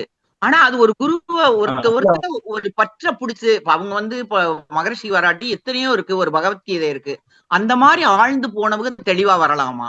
இல்ல இப்படிதான் வாழணும் ஒரே குறிக்கோளா வாழ்றதுக்கு இதையாவது ஒண்ணு கத்துக்கிட்டு வாழ்றதுக்கு வித்தியாசம் இருக்கா ஐயா? நான் ஒரு நிகழ்வை நான் உங்ககிட்ட உதாரணம் சொல்லியிருந்தேங்க. எனக்கு மன்றத்துக்கு வந்து ஒரு இஸ்லாமிய பெண்மணி ஒருத்தவங்க வந்தாங்க. அவங்க வந்து நிறைய, நான் ஆழியாருக்கெல்லாம் போயிட்டு அங்க அடிப்படை பயிற்சி அங்கெல்லாம் முடிச்சுட்டு வந்துட்டேன். எனக்கு அது மாதிரி ஒரு இங்க அதுக்கு அடுத்து இங்க வந்து அகத்தாய்வு பயிற்சிகள் அட்டன் பண்ணாங்க. இப்ப அதெல்லாம் முடிச்சுட்டு அவங்க ஒரு கேள்வி கேட்டாங்க. கொஞ்ச நாள் வந்து மன்றத்துக்கு வராம இருந்தாங்க. அந்த இடைப்பட்ட காலத்துல அவங்க வந்து ஒரு நாள் போன் பண்ணி என்கிட்ட கேட்டாங்க, எனக்கு வந்து ஒரு குழப்பம் இருக்குங்க அப்படின்னாங்க. என்னங்கம்மான்னு சொல்லும்போது, நான் என்னுடைய மார்க்கத்தை பின்பற்றுவதா இல்ல மகிழ்ச்சி சொன்னதை பின்பற்றுவதா அப்படின்னு ஒரு கேள்வி கேட்டாங்க. நான் சொன்னேன், என்ன பதில் சொன்னேன் அப்படின்னா, உங்களுடைய மார்க்கத்துல அந்த கொடுக்கப்பட்ட அந்த புத்தகம் இருக்கு இல்லைங்களா, குரான், அதனுடைய தமிழ் மொழிபெயர்ப்பு வந்து நீங்க அதை படிங்க, அதை படிச்சுட்டு எது உங்களுக்கு கடைபிடிக்க சாத்தியமா இருக்கோ அதை கடைபிடிங்க அப்படின்னு சொல்லியிருந்தேன். அப்ப இந்த மதங்களுடைய நோக்கம் அப்படின்னு சொல்றதுக்கும் மகிழ்ச்சியினுடைய தத்துவங்களுக்கும் எந்த வேறுபாடும் கிடையாது. இந்த மனவளக்கலை பயிற்சியினுடைய சாரம் என்பது என்னன்னு சொல்லி கேட்டீங்கன்னா, இஸ்லாமிய மதமாக இருக்கட்டும், கிறிஸ்தவ மதமாக இருக்கட்டும், அல்லது இந்து மதமாக இருக்கட்டும், பௌத்த மதமாக இருக்கட்டும், உலகத்துல நீங்க எந்த மதத்தை எடுத்துக்கொண்டாலும் அந்த மதத்தினுடைய சாரம், அதனுடைய உயர்வான நிலை. நம்ம 4 யோகங்கள் சொல்லுவாங்க, பக்தி யோகம், கர்மயோகம், ராஜயோகம், ஞான யோகம் சொல்லிட்டு. இதுலயே உயர்வான யோகம் சொல்லக்கூடியது கர்மயோகம். அந்த கர்மயோகத்தை தான் கடைபிடிப்பதற்கு வழிமுறையைத்தான் வந்து நம்ம மனவளக்கலை பயிற்சின்றது கொடுத்துருக்கு. அதனால வந்து அவங்க ஏற்கனவே இருக்கிற இடத்துல அங்க வந்து பிடிப்பு இல்லாம, எனக்கு பிடிக்கல, அதை கடைபிடிக்கிறது பிடிக்கலன்னு சொல்லிட்டு அங்க இருந்து அதை கடைபிடிக்க முடியாது. அப்ப அங்க சொல்லி இருக்கிறது எனக்கு ரொம்ப பிடிச்சிருக்கு, நான் கரெக்டா ஃபாலோ பண்ணிட்டு இருக்கிறேன் அப்படின்னா அவங்க அங்கேயே இருக்கிறது சிறப்பு. சரிங்களா? அவங்க அந்த மதத்துல சொல்லப்பட்ட விஷயம் வந்து எந்த மதமும் யாரையும் வெறுப்பதற்கு கற்றுக் கொடுக்கவில்லை. அப்படி ஏதாவது அவங்க புரிஞ்சு வச்சிருக்கிறாங்க அப்படின்னா அவங்க அதை தப்பா புரிஞ்சு வச்சிருக்கிறாங்க அப்படின்றத அர்த்தம். அதனால வந்து இப்ப இதைத்தான் கடைபிடிக்கணும் அப்படின்றது வந்து பார்த்தோம் அப்படின்னா, எந்த இடத்துலயுமே மகிழ்ச்சி வந்து பார்த்தோம் அப்படின்னா மனவளக்கலை மட்டும்தான் நீங்க கடைபிடிக்கணும் அப்படின்னா இது வந்து ஒரு புது மதமாக மாறிடும். நான் நிறைய நேரங்களில் சொல்லக்கூடிய வார்த்தை அதுதான். நீங்க மனவளக்கலை பயிற்சியையும் வந்து ஒரு புது மதமாக மாத்திர வேண்டாம், ஏற்கனவே இருக்கிற மதங்கள் போதும். அப்ப அந்த எந்த மதத்துல இருக்கிறாங்களோ அந்த மதத்தினுடைய தத்துவங்களை, அவங்க அந்த மத குருமார்கள் சொன்ன வழிகாட்டுதல்களை கரெக்டா அப்படின்னாலே அவங்களுக்கு வந்து வாழ்க்கை வந்து ரொம்ப சிறப்பா இருக்கும். வாழ்க வளம். வாழ்க வளமுடன் ஐயா. அன்புக்கும் வாழ்க வளம். கருணைக்கும் ஒரு ஏதோ ஒரு டிஸ்டர்பன்ஸ் இல்லைங்களா? கால் வருது வித்தியாசம். எனக்கு. அது டிஸ்டர்பன்ஸா இருக்கா? இல்லையா ஒண்ணும் கேட்கல. இல்லைங்க அனுஜாமா ஐயா, வாழ்க வளமுடன். ஒண்ணும் கேட்கலங்க ஐயா, எனக்கு கொஞ்சம் கரெக்டா தான் இருக்கு. ஒரு கால் வருதுனால டிஸ்டர்பன்ஸா இருக்கு. இல்ல, இங்க கிளியரா தாங்க ஐயா கேக்குது நீங்க பேசுறது. கரெக்டா இருக்கு. ஓகே. வாழ்க வளமுடன். அப்ப என்ன சொல்றாங்கன்னா, மத குருமார்கள் அப்படின்னு சொல்லக்கூடியவங்க வந்து சொல்லப்பட்ட எல்லாமே மதத்தினுடைய சாரம் என்பது மனிதன் மனிதனாக வாழ்வதுதான். இதுதான் வந்து மதங்களுடைய நோக்கம். அதனால வந்து நம்ம அதை வந்து அவங்க எதை கடைபிடித்தாலும் வந்து அதை முழுமையாக உணர்ந்து, முதல்ல சொன்ன மாதிரி மாணிக்கவாசகர் சொன்ன மாதிரி சொல்லிய பாட்டின் பொருள் உணர்ந்து சொல்ல வேண்டும் அப்படின்றத அடிப்படையான நோக்கம். அந்த பொருள் உணர்ந்து சொன்னாங்க அப்படின்னாலே அவங்க இருக்கக்கூடிய இடத்துல அந்த அந்த அடுத்த நிலைக்கு அது அந்த நிகழ்வு அடுத்த நிலைக்கு இயல்பாகவே வந்துடும். அதை இயல்புக்கொண்டு மாதிரி சொல்லியிருக்காங்க இல்லைங்களா? அவங்க பக்தியில முழுமை பெற்றால் இயல்பாக ஞானத்துக்கு வந்துருவாங்க. இன்னொரு கேள்வி என்ன சொன்னீங்க? கருணைக்கு அன்புக்கு இன்னொரு ஏதோ கேள்வி சின்ன டிஃபரன்ஸ் இருக்கா ஐயா? அதாவது கருணை அன்பு அதான் என்ன சொன்னா, எந்த ஒன்றையும் ஈர்த்து பிடித்து கொண்டிருப்பது அன்புன்னு சொன்னாங்க. எந்த ஒன்றையும் ஈர்த்து பிடித்து கொண்டிருப்பது அன்பு. அது தொடர்ந்து இயங்குவதற்கு உரிய தேவைகளை பூர்த்தி செய்வது அப்படின்னு சொல்லக்கூடியது கருணை. ஈர்த்து பிடித்துக் கொண்டிருக்கிறது அப்படின்னா, இப்ப வந்து நம்ம வந்து ஒரு இப்ப நம்ம வீட்டிலேயே உதாரணத்துக்கு எடுத்துக்கிட்டோம் அப்படின்னா, ஒரு குழந்தைய என்ன செஞ்சுட்டு இருக்கிறோம், அதை ஒரு 15 வயது வரைக்கும் 20 வயது வரைக்கும் அதுக்கு என்ன செஞ்சுட்டு இருக்கிறோம், தேவையான வாழ்க்கை கல்வி, அதாவது எழுத்தறிவு, தொழிலறிவு, ஒழுக்க பழக்கம், இயற்கை, தத்துவ அறிவு, இதை கத்துக் கொடுக்கணும் அப்படின்றதுக்காக. ஆனா அது இன்கம்ப்ளீஷனா இருக்கு. நம்ம அன்பர்கள் வந்து பார்த்தோம் அப்படின்னா இந்த இயற்கை, தத்துவ அறிவும் ஒழுக்க பழக்க வழக்கமும் சேர்த்தே நம்ம கொடுத்துருவோம் வைங்களேன். இந்த 4 கல்வியை நம்ம தொடர்ந்து கொடுக்கறதுக்கான என்ன செஞ்சிருக்கோம், அவங்கள நம்ம கையோட பிடிச்சு வச்சிருக்கிறோம். சரிங்களா? அதுக்கு தேவையானதையும், அதுக்கு பேர் அன்பு, அதுக்கு தேவையானது நம்ம தொடர்ந்து கொடுத்துக்கிட்டே இருக்கோம் இல்லைங்களா, வாழ்க்கை வசதிகள். இது வந்து கருணைன்னு சொல்லலாம். சரிங்களா? இப்ப அது இவங்களுக்கு மட்டும்தான் அப்படின்னு சொன்னோம்னா அது வந்து எல்லை கட்டிய நிலை. எல்லாருக்கும் போய் சேரணும்னு நினைச்சிட்டோம்னு வச்சுங்களேன், அது விரிவான மனநிலைன்னு சொல்லலாம். சரிங்களா? அப்ப அது மாதிரி இப்ப உதாரணத்துக்கு வந்து மரிசி ஒரு மாம்பழத்தை வந்து மரத்தோட ஈர்த்து பிடிச்சிருக்கிறது வந்து அன்பு. அதுக்கு தேவையான ஆற்றலை, வேர்ல இருக்கக்கூடிய தண்ணியை எடுத்துட்டு வந்து இந்த காம்பின் மூலமாக கொடுக்குது இல்லைங்களா, இதை கருணைன்னு சொல்லுவாங்க. அப்ப ஈர்த்து பிடித்து கொண்டிருப்பது அன்பு, அதுக்கு தேவையான ஆற்றலை தொடர்ந்து அளித்து கொண்டே இருக்கிறது, தன் மூலமாக தன்னிடமிருந்து ஆற்றலை கொடுக்கிறது கருணைன்னு சொல்ற மாதிரி. இப்ப நம்ம சமுதாயத்தோடு இணைந்து வாழ்றோம் அப்படின்னா சமுதாயத்தின் மீதான அன்பு, சமுதாயத்துக்கு ஏதாவது வகையில உதவி பண்ணிட்டே இருக்கிறோம் அப்படின்னா அது சமுதாயத்தின் மீதான கருணைன்னு சொல்லி எடுத்துக்கலாம். நன்றி ஐயா, ரொம்ப சிறப்பு. வாழ்க வளமுடன். வாழ்க வளம். அம்மா நன்றிகள் அம்மா, வாழ்க வளமுடன். நன்றிகள் ஐயா. அடுத்ததாக ராஜராஜன் ஐயா, நீங்க ஐயா கிட்ட பேசலாம். வாழ்க வளம். வணக்கம்மா, வாழ்க வளமுடன்மா ஐயா. வாழ்க வளமுடன் சார். உங்க ஸ்பீச் ரொம்ப அருமையா இருந்தது சார். வாழ்க வளமுடன் சார். அதை முடியும் போது கொஞ்சம் இது பத்தி பேசுங்க, அன்பு பத்தி பேசுங்க, மனம் பத்தி பேசுனீங்க. மனம் வந்து இப்ப எனக்கு சமீபத்தில் ஒரு சின்ன ப்ராப்ளம் ஆச்சு. ஒருத்தர் வந்து நமக்கு தெரிஞ்ச அன்பர் வந்து மன்றத்துல வந்து நிறைய தப்பு பண்ணாரு. சரின்னு அவர்கிட்ட மன்றத்துல என்ன சொன்னாங்க, நீங்க சொன்னா கேட்பாங்கன்னு சொல்லி நீங்க அட்வைஸ் பண்ணுங்கன்னு சொன்னாங்க. நான் அவருக்கு நல்லா அட்வைஸ் பண்ணேன். அட்வைஸ் பண்ணாலும் கேட்டுட்டு என்னன்னாக்கா, அவர் வந்து எதிர்மறை எண்ணங்கள் உங்களுக்கு தான் அதிகமா இருக்கு அப்படின்னு சொன்ன உடனே நான் வந்து சரி ரைட்டு, நீங்க பிடிக்காட்டி விட்டுறலாம் அந்த மேட்டர், அப்படி விட்டுறலாம். நானும் மன்னிப்பு கேட்குற மாதிரி கேட்டோடனே அவர் வந்து உடனே இறங்கி வந்து மன்னிக்க வேண்டியதுக்கு ஒன்றும் இல்லை, நம்ம 2 பேரும் ஒன்றாவே இனிமேல் இருக்கலாம்னு சொல்லிட்டாரு. சரின்னு சொல்லி 2 பேரும் மன அமைதியாக போயிட்டே இருந்தோம். இப்போ திருப்பி வந்து அவரை பார்க்க வேண்டிய சூழ்நிலை ஏற்பட்டுச்சு. ஒரு 4 நாளைக்கு முன்னாடி, 2 days முன்னால் பார்க்க நினைக்கணும் மனசில் வரும்போது, அந்த முந்தின நாள் வந்து எப்போ வர மன்றத்துக்கு வரன்னு தெரிஞ்ச உடனே முதல் நாள் மார்னிங்லேருந்து மைண்டு ரொம்ப அப்செட் ஆச்சு. ஆனால் அவரை பார்த்து பேசுனதுக்கப்புறம் தான் மனசு சரியாச்சு. அது யாருக்குமே அட்வைஸ் பண்ணாமே விட்டுறலாம் போல. அட்வைஸ் பண்ணாலே மனசு அவங்க துன்பப்படுவாங்களோ நினச்சி நம்ம மனசு துன்பப்படுது. ஆனால் இது இப்போ பிரச்சனை 2 பேத்துக்குள்ள பிரச்சனை சால்வ் ஆனதுக்கப்புறம் கூட பார்க்க போகும்போது நமக்கு டென்ஷன் மைண்டில் தான் இருக்குது. அதுக்கப்புறம் தான் மைண்டு சரியாகுது. இதுக்கு என்ன காரணம்னு புரியல. நம்ம தப்பே செய்யாமல் நம்ம மன அழுத்தம் வர மாதிரி நமக்கு தோணுது ஐயா. அது நீ கொஞ்சம் ஏதாவது முடிஞ்சா கொஞ்சம் எக்ஸ்பிளைன் பண்ணுங்க. அது வாழ்வு வளமுடன். பொதுவா வந்துங்க நம்ம அறிவுரைன்னு சொல்லக்கூடியது வந்து பார்த்தோம் அப்படின்னா எப்பவுமே யாருமே வந்து கேட்காம ஒரு பொருள் கொடுத்தோம் அப்படின்னா அது அவங்களுக்கு விரும்பாத பொருளா தான் இருக்கும்.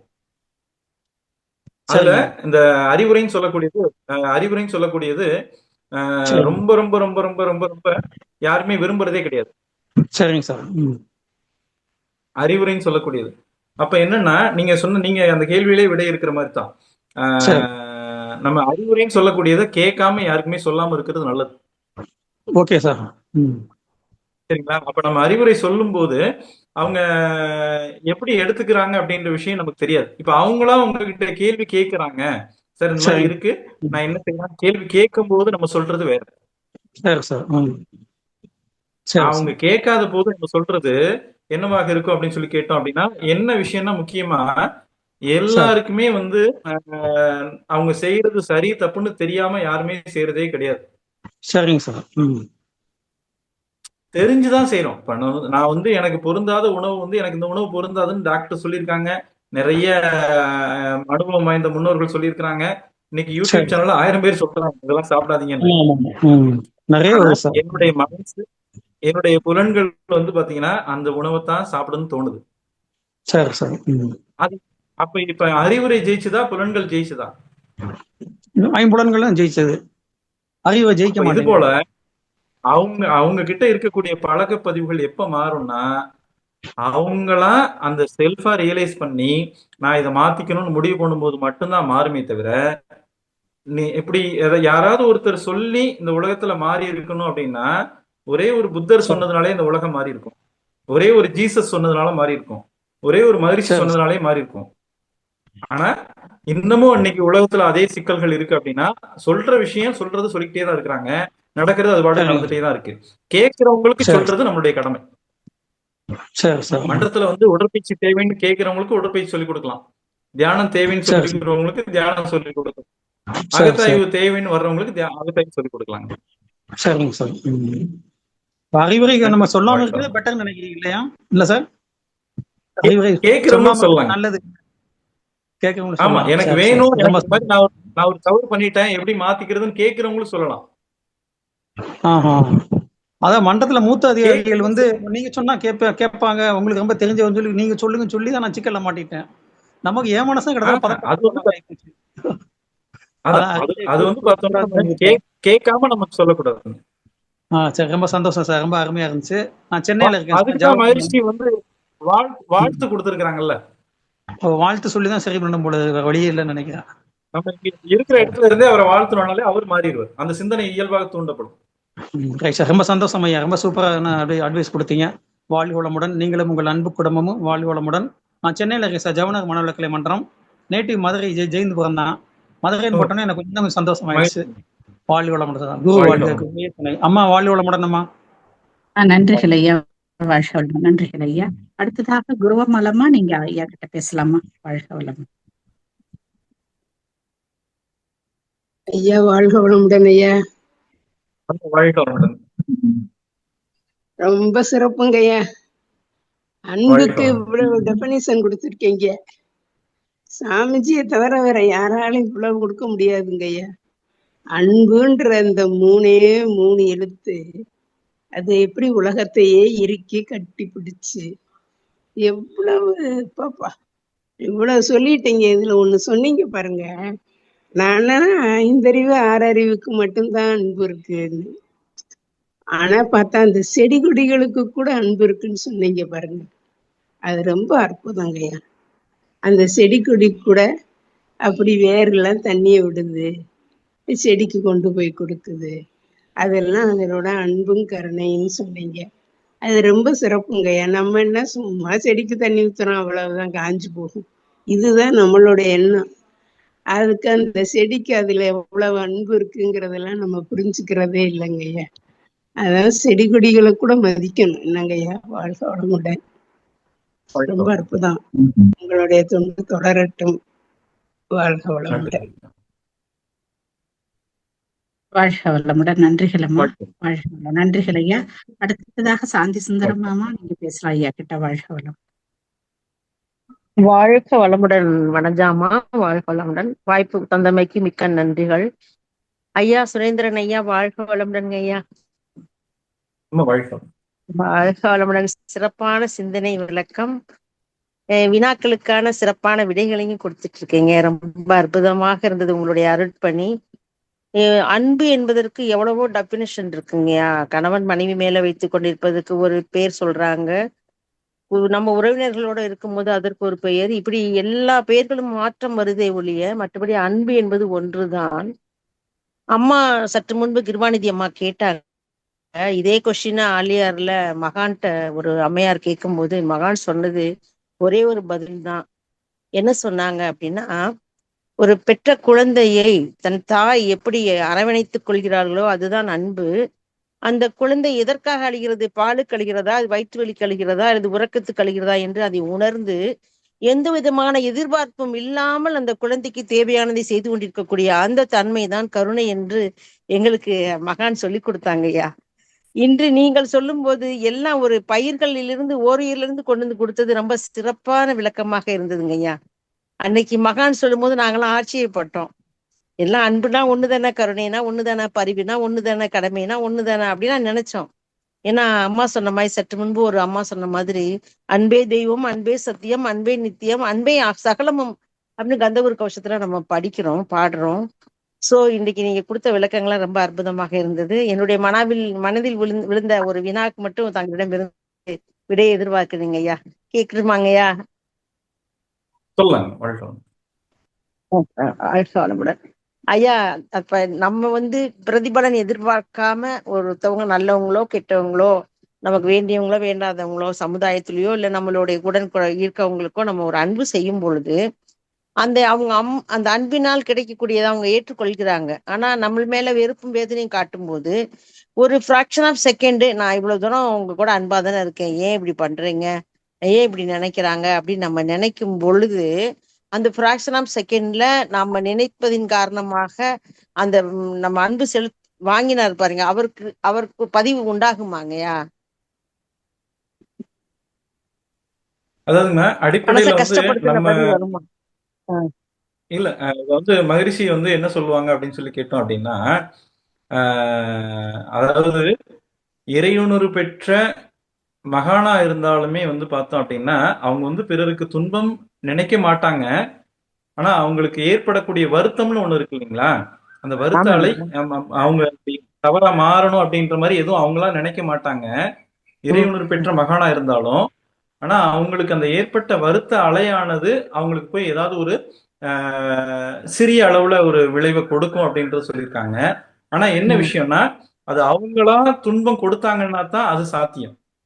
ஆனா இப்ப நம்ம என்ன நினைச்சிருக்கிறோம் அப்படின்னா, நான் உனக்கு உதவி பண்ணிருக்கிறேன், நீ என்கிட்ட நன்றி உணர்வோட இல்லையே அப்படின்றது பார்த்தோம் அப்படின்னா, அதுல அவங்க மேல எதுவும் தவறு இருக்கிற மாதிரி எனக்கு தெரியல. அது நன்றி உணர்வு இருக்கணும். ஆனா அந்த இருக்கணும்ன்ற எதிர்பார்ப்பு எங்க இருக்குன்னா என்கிட்ட தானே இருக்கு. ஆமாங்க. சோ இது அவங்கள ஏமாற்றம் தானங்க. ஆமா. அப்ப அந்த எதிர்பார்ப்பு இல்லாம இருந்துச்சுனாலே ஆட்டோமேட்டிக்காவே அவங்களுக்கு எந்த ஒரு துன்பமும் வராது. அந்த இந்த எதிர்பார்ப்புனாலதான் ஏமாற்றமாகி எனக்கு தான் துன்பம் வருதுங்க. இல்லைங்க, இப்ப நான் எதிர்பார்க்காம தான் செய்யறேன். ஆனா அந்த ஒரு செகண்ட் என் மனசு என்ன இப்படி சொல்றாங்கப்பா அப்படின்னு நினைக்கிறேன்ல, ஒரு ஃபிராக்ஷன் ஆஃப் செகண்ட் நினைக்கிறதுனால அவங்களுக்கு திருப்பி அவங்களுக்கு கூட அன்பா தான் இருக்கேன், நல்லா சிரிக்கிறேன், பேசுறேன், அவங்களுக்கு தேவையானதை பண்றோம். ஆனாலும் அந்த ஒரு செகண்ட் வரும்போது அவங்களுக்கு அந்த தாக்கம் வந்துருமா அப்படின்னு கேட்கிறேன். அவங்களுக்கு ஒண்ணும் இல்லைங்க, அவங்களுக்கு ஒண்ணும் இல்லை. சரிங்கய்யா, சரிங்கய்யா. வாழ்க வளமுடன்ங்க ஐயா. வருத்தம் வந்தால்தான் திருத்தம் வரும்னு சில பேர் இருக்காங்க. ஆனா நம்ம வருத்தப்படாம அப்படியே எது ஒன்று இறைநிலை நமக்கு கொடுத்ததோ அதை அப்படியே ஏற்றுக்கொள்வதுதான் நம்மளுடைய மகானுடைய தன்மைங்கய்யா. அவங்க எப்பயுமே 5 ரூபாய் கொடுத்தாலும் அதை சந்தோஷமா ஏத்துக்குவாங்க, வாழ்க வளம்னு சொல்லுவாங்க. 5 லட்சம் ரூபாய் நம்ம டொனேஷன் மாதிரி கொடுத்தா கூட வாழ்க வளம் மட்டும் தான் சொல்லுவாங்க. எப்படி மனம் ஒரே நிலையில இருக்கிறத நான் நிறைய முறை நான் மகானா பார்த்திருக்கேங்க. அந்த நிலைக்கு என்னை கொண்டு வர முயற்சி செய்து கொண்டிருக்கிறேன் ஐயா. வாழ்க வளமுடன். நன்றிங்க அம்மா. வாழ்க வளமுடன். நன்றிகள் அம்மா. வாழ்க வளமுடன். நன்றிகள் ஐயா. அடுத்ததாக கவிதாமா, நீங்க ஐயா கிட்ட பேசலாம். வாழ்க வளமுடன். அம்மா வாழ்க வளமுடன். ஐயா வாழ்க வளமுடன். அம்மா வாழ்க. ஐயா, ஒரு சில கருத்துக்கள்லாம் நம்ம புரியாமலேயே படிக்கிறோம். அதாவது ஆ பொருள் உணர்ந்து சொல்வார். ஒரு சில வார்த்தைகள் நமக்கே அர்த்தம் தெரியாது. ஆ ம். அடுத்தது நம்ம அன்பு காட்டினா அதுக்கு வேல்யூவே இல்லாம நம்மள பண்ணிடுறாங்க. சொல்லுங்க சொல்லுங்க. இப்ப நமக்கு ஒருத்தருக்கு அன்பு செலுத்துறோம்னா அந்த அன்புக்கு நமக்கு அங்க வேல்யூவே இருக்க மாட்டேங்குது. அந்த அன்பு அவங்க இல்ல அது துச்சமா மதிச்சு இல்ல கேக்குதுங்களா? வேல்யூன்னு சொல்லக்கூடியது வந்து பார்த்தோம் எனக்கு கேக்குது. ஆ வேல்யூன்னு சொல்லக்கூடியது இப்ப அந்த அன்பு தான் வந்து பிரபஞ்சத்தையே இயக்குதுன்னு சொல்றோம். ஆ அப்ப அந்த அன்புக்கு எத்தனை வேல்யூ போட முடியுமா? போட முடியாது. மதிப்பு போட முடியுமா? அப்ப எதுக்கு நீங்க உங்களுடைய மதிப்பு உங்களுடைய அன்புக்கு ஒரு மதிப்பு விலையை நிர்ணயம் பண்றீங்க? என்னை திரும்ப ம் மதிக்கணும்னு நினைக்கிறது அது ஒரு ஏழ்மை நிலை. நான் வந்து ஒருத்தரை ம் என்னை வந்து பிறர் மதிக்கணும்னு நினைக்கிறதே ஒரு ஏழ்மை நிலைன்னு சொல்றாங்க மகிழ்ச்சி. ம் ம் என்னை வந்து யாராவது மதிக்கணும்னா உங்களை நீங்க மதிச்சாலே போதும். ம் உங்களை வந்து யாரும் மதிக்கணும்னு அவசியம் இல்ல. ம் நீங்க உங்களை ஒரு மதிப்புமிக்க நபராக ம் உயர்த்திக்கணும். அது மட்டுமே போதும். அவங்க வந்து நான் வந்து இந்த மாதிரி உதவி பண்ணியிருக்கிறேன், அவங்க மேல அன்பு செலுத்துறேன், அதனால ம் திரும்ப என்கிட்ட அன்பு செலுத்தணும்னு நினைக்கிறதே வந்து ஒரு ஏழ்மை நிலைன்னு சொல்றாங்க. ஓ அதனால வந்து நம்ம அன்பு இப்ப வந்து இறைவன் வந்து உங்ககிட்ட நீங்க என்னைக்காவது என்னை கும்பிடல, நீ வான்னு உங்களை கூப்பிட்டு கேட்டிருக்காரா? இல்ல. இல்ல ஏதாவது கோயில் வாசல்ல இருந்து நீ வா வா வான்னு நம்மளை உட்காந்து இறைவன் கூப்பிட்டுட்டே இருக்காரா? இல்ல. அவர் பாட்டுக்கு அவர் வேலையை செஞ்சுட்டு இருக்காரு. நம்ம பாட்டுக்கு அவர் வாய்ப்பு இருக்கும்போது நேரம் இருக்கும்போது அவங்களை கும்பிட்டுட்டு இருக்கோம். நீ என்னை கும்பிடவே இல்லை அப்படின்னு சொல்லி நம்மகிட்ட என்னைக்காவது வந்து இது பண்றாரா? இல்ல இல்ல. இல்ல இல்ல. அப்ப நம்ம அதுதான் இறைவன் நமக்கு எப்பவுமே அன்பு செலுத்திட்டே தான் இருக்கிறாரு. நம்ம ம் நேரம் கிடைக்கும் போது அவரை போய் கும்பிடுற மாதிரி, அவரை ம் நம்ம நினைக்கிற மாதிரி, துன்பம் வரும்போது மட்டும் அவர் நினைக்கிறோம் இல்லைங்களா? அது மாதிரி ம் உங்ககிட்ட உதவின்னு தேவைப்படும் போது அவங்க உங்களை நோக்கி வருவாங்க. அப்ப அதே அன்போட நம்ம பாட்டுக்கு செஞ்சுட்டு இருப்போம். முடிஞ்சா செய்வோம் அவ்வளவுதான். ம் அப்பவும் முடிஞ்சா செய்யுங்கன்னு தான் சொல்லியிருக்காங்க மாதிரி. ம் உங்களை துன்புறுத்திட்டு எதுவும் செய்ய வேண்டாம். முடிஞ்சதை செய்யுங்க போதும். ம் சரிங்கய்யா. வாழ்க அப்புறம் வளமுடன். வாழ்க வளமுடன் ஐயா. அந்த பாட்டு பொருள் தெரியலன்னா பரவாயில்லைங்களையா?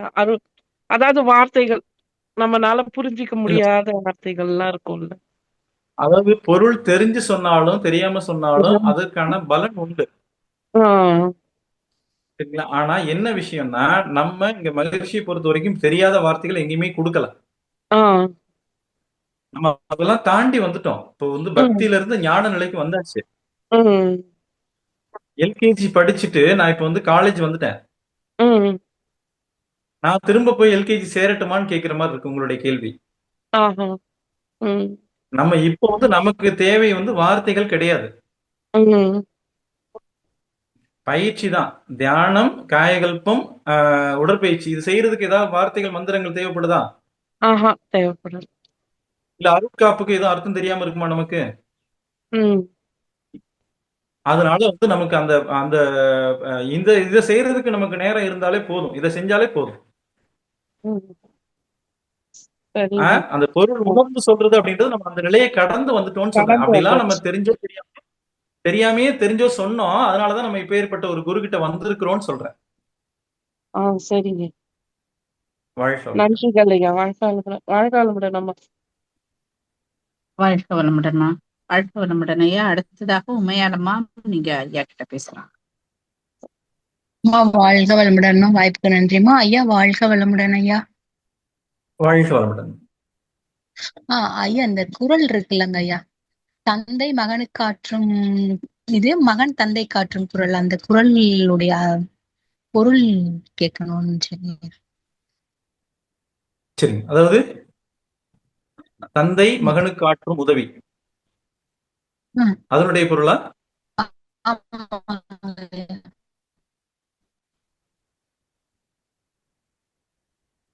வாய்ஸ் உங்களுக்கு குறைஞ்சிருக்குமா? அந்த ரெண்டு குறளுக்குமே ரெண்டு குறள் வரும் இல்லங்கய்யா ஐயா, ரெண்டு குறள் வரும் இல்லங்கய்யா. தந்தை மகனுக்கு செய்யணும், மகன் தந்தைக்கு செய்யறது.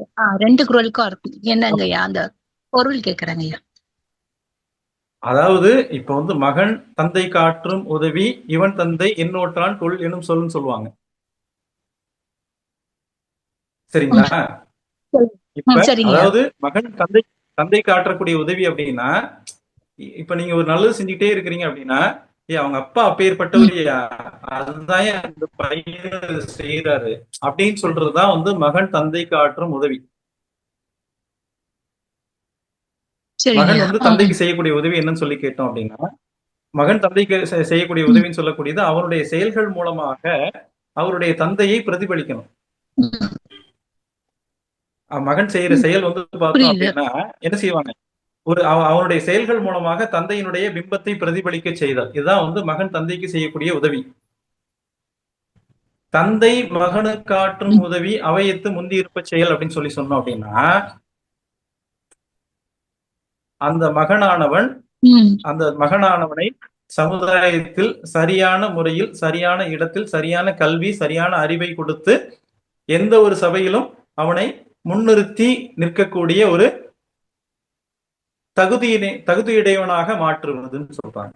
அவனுக்கு தேவையான கல்வி அறிவு, அவன் வாழ்க்கைக்கு தேவையான பொருளாதாரம், அந்த அறிவெல்லாம் கொடுத்து அவனை சரியான நிலைக்கு நிறுத்துறது வந்து தந்தையினுடைய செயல். சரிங்களா? நம்ம கேக்குதுங்களா? லைன்ல தாங்க இருக்காங்க. மேலமா கேக்குதா? சரிங்கய்யா. புரியுதுங்கய்யா. தந்தை மகன் ஆற்றும் உதவி அவருக்கு முந்தி இருப்பு செயல்னா புரியுதுங்கய்யா. நல்ல சிறப்பா நல்லா வளர்க்கணும், வளர்த்து ஆளாக்கி விடணும். புரிஞ்சுதுங்க. அது வந்து தந்தையினுடைய பொறுப்பு. மகனுடைய பொறுப்பு வந்து அவங்க அப்பா செஞ்ச செயல், சமுதாயத்துக்கு செய்யற நல்லது, குடும்பத்துக்கு செய்யற நல்லது, இதெல்லாம் வந்து அவரும் தொடர்ந்து கடைபிடிக்கணும். அவர் செயல் மூலமாக அவங்க தந்தையை ரெஃப்ளெக்ட் பண்ணணும், அவ்வளவுதான். புரியுதுங்க. சிறப்புங்க. நன்றிங்கய்யா. வாழ்க வளமுடன்யா. நன்றிங்கம்மா. வாழ்க வளமுடன்மா. வாழ்க வளமுடன்மா. நன்றிகளையா. வாழ்க வளமுடன். அடுத்ததாக காந்திமதி லட்சுமணன் ஐயா, நீங்க ஐயா கிட்ட பேசலாம். வாழ்க வளமுடன். வாய்ப்பு கொடுத்தமைக்கு நன்றிங்கம்மா. வாழ்க வளமுடன் ஐயா. வாழ்க வளமுடன். வாழ்க வளமுடன்.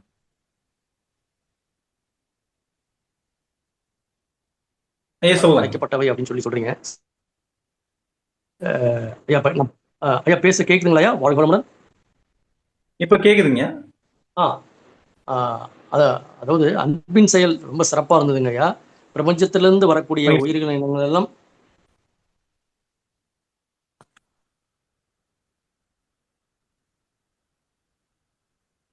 கொஞ்சம் பிரேக் ஆகுது. ஐயா வாழ்க வளமுடன். இப்பதான் கேக்குறீங்க. இப்ப கேக்குதுங்களா? கேக்குது. அன்பின் செயல் ரொம்ப சிறப்பா இருந்தது. அன்பின் செயல் ரொம்ப சிறப்பா இருந்ததுங்க ஐயா. இப்ப அதாவது பிரபஞ்சத்தில் இருக்கக்கூடிய உயிரினங்கள் எல்லாமே அன்பு காட்டணும் அப்படின்னு சொல்றோம். ஓகே. இப்போ நான் பொதுவான ஒரு கேள்வி, இப்போ குடும்பத்துல சகோதர சகோதரிகள் எல்லாம் வளர்ந்து வராங்க. அவங்களுக்குன்னு பருவங்கள் வந்தோடனே ஒவ்வொரு இடத்துல கல்யாணம் பண்ணி ஒவ்வொரு இடத்துல இது பண்ண பிறகு பூர்வீக சொத்தை பிரிக்கிறப்ப மனஸ்தாபங்கள் வருதுங்களா ஐயா? அதாவது அன்பு காட்டணும்னு நினைக்கிறோம், பட் பொருள்னால சமமா பிரிக்கணும். அதாவது வேற ஒரு உயிரினங்களுக்கு அன்பு காட்டணுங்கிறது நம்ம சொல்றோம், பட் ஒரே குடும்பத்துல இருக்கிறவங்களுக்கு ஒரு பங்கு பிரிக்கிறப்ப மனஸ்தாபங்கள் வருது. இப்போ அந்த பொருள் பற்றுனால இருக்கக்கூடிய இதா, இல்லை இப்போ அந்த இடத்துல அன்பு இருந்தது எங்க, இப்போ அங்க வந்து பகைமையா மாறுன காரணம் என்ன? இப்போ இந்த இதுல வந்து இதை எப்படிங்க சமநோக்கா பாக்குறது? இதுலயே ஒரு விஷயம் என்னன்னா, ஒருத்தர் சம்பாதிக்கிறாரு, இன்னொருத்தர் நார்மலா இருக்கிறாரு. இப்ப அவருக்கு தேவையானதை மட்டும் கொடுத்து இவருடைய இது வந்து இப்போ அவருக்கு ஒரு 40%, இவருக்கு 60% எடுக்கிறாருன்னா, இல்லை ஈக்குவலா தான் வேணும் அப்படின்னு அவங்க சொல்றப்ப அங்க வந்து என்ன எப்படி இதை பண்றது அப்படிங்கிறப்ப இந்த விஷயத்துல வந்து கான்ட்ரவர்சி வருது இல்லைங்கய்யா? இப்ப இந்த இடத்துல எங்க அன்புங்கிறது இருக்குது, அது சரியான இது சரியா அப்படிங்கிறது ஒரு கருத்தை நான் கேட்குறேங்கய்யா. இது எப்படி கையாள்வது? ஒரு சொத்து விஷயம்தான், ஒரு அன்பு காட்டணும்னு சொல்றோம். அதாவது பிரதிபலன் பார்க்காமல் செய்வது அன்பு, ஓகே. இப்போ ஒரு ஈக்குவலைஸை பண்றதும் இல்லை ஒருத்தருக்கு கூடயும் ஒருத்தர் கம்மியும் கொடுக்கறது, இதை இப்போ இந்த இடத்துல மனசு வேறுபாடுகள் வரப்ப இதை வந்து எப்படி நம்ம வந்து சரி பண்ணுதுங்க ஐயா? அன்பா இருக்கணுங்கிறத எப்படி அது நிலைநாட்டுகிறது? வாழ்க்கை வளமுடன் ஐயா. அதாவதுங்க, இப்ப இது வந்து ஒரு தனி நபருடைய ஆலோசனையை எடுத்துக்கிட்டோம் அப்படின்னா அது தனியா இது பண்ணிக்கலாம். நீங்க பொதுவான கருத்தா சொல்லும்போது வந்து பார்த்தோம்னா, நான் பொதுவா சொல்றேன். முதல்ல ஒண்ணு வந்து பார்த்தோம் அப்படின்னா, இந்த சொத்து பாகப்பிரிவினை அப்படின்ற விஷயம் எல்லாமே வந்து பார்த்தோம் அப்படின்னா இதுக்கான சொல்யூஷன் மகிழ்ச்சி கொடுத்துருக்காங்க கவலை ஒழித்தல. எப்ப அது நடக்கணும் அப்படின்னா, தந்தை உயிரோடு இருக்கும் போதே இந்த விஷயங்களை சரி செய்து விட வேண்டும். First option. சரிங்களா? அப்படி இருந்துச்சுன்னா இந்த அண்ணன் தம்பின்ற உறவாவது மிஞ்சும். இல்லைன்னா அது என்ன செஞ்சிடும், உடஞ்சு போயிடும். நமக்கு தெளிவா சொல்லியிருக்கிறாங்க. சரிங்களா? இப்ப இது வந்து நமக்கு வந்து காமன். இந்த பிலாசபி வந்து பார்த்தோம் அப்படின்னா, இந்த தத்துவம் என்பது தந்தை உயிரோட இருக்கும்போதே அவர் சரிசமமாக பிரித்து கொடுத்துடணும். அவர் இருக்கும்போதே வந்து எப்படி வேணா கூட குறைச்சு பிரிச்சு கொடுத்துடலாம். ஏன்னு கேட்டோம்னா, அந்த பையனுடைய உழைப்பு அதிகம், மூத்த குடும்பத்துக்கு முதல்ல உழைச்சிருக்கிறாரு, அவருடைய வருமானம், அவருடைய வருமானத்துல அந்த சொத்து வாங்கியிருக்கிறோம் அப்படின்றதெல்லாம் தந்தைக்கு மட்டும்தான் தெரியும். அப்ப அவர் இருந்து அதை பிரிச்சு கொடுத்தாருன்னா அவருக்கு வந்து அப்ஜெக்ட் பண்ண போறது இல்லை யாரும் வந்து அடுத்தடுத்த குடும்ப உறுப்பினர்கள். ஏன்னா அவங்களுடைய உரிமைன்ற மாதிரி ஆயிரும். இப்ப நீங்க சொல்ற கேசஸ் வந்து உதாரணத்துக்கு எடுத்துக்கணும் அப்படின்னா தந்தை இல்லைன்ற மாதிரி நான் எடுத்துக்கிறேன். சரிங்களா? சொல்லுங்க ஐயா, நான் இருக்கேன், சொல்லுங்க ஐயா.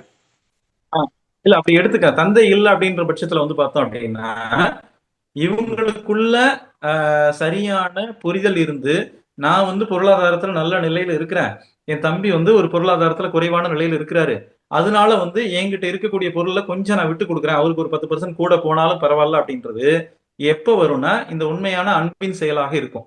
என்கிட்ட நிறைய பணம் இருக்கு, இருந்தாலும் வந்து நான் என் தம்பி கொடுக்க மாட்டேன் அப்படின்னு சொல்லி சொன்னோம் அப்படின்னா அது வந்து அன்பின் செயலாக இருக்காது.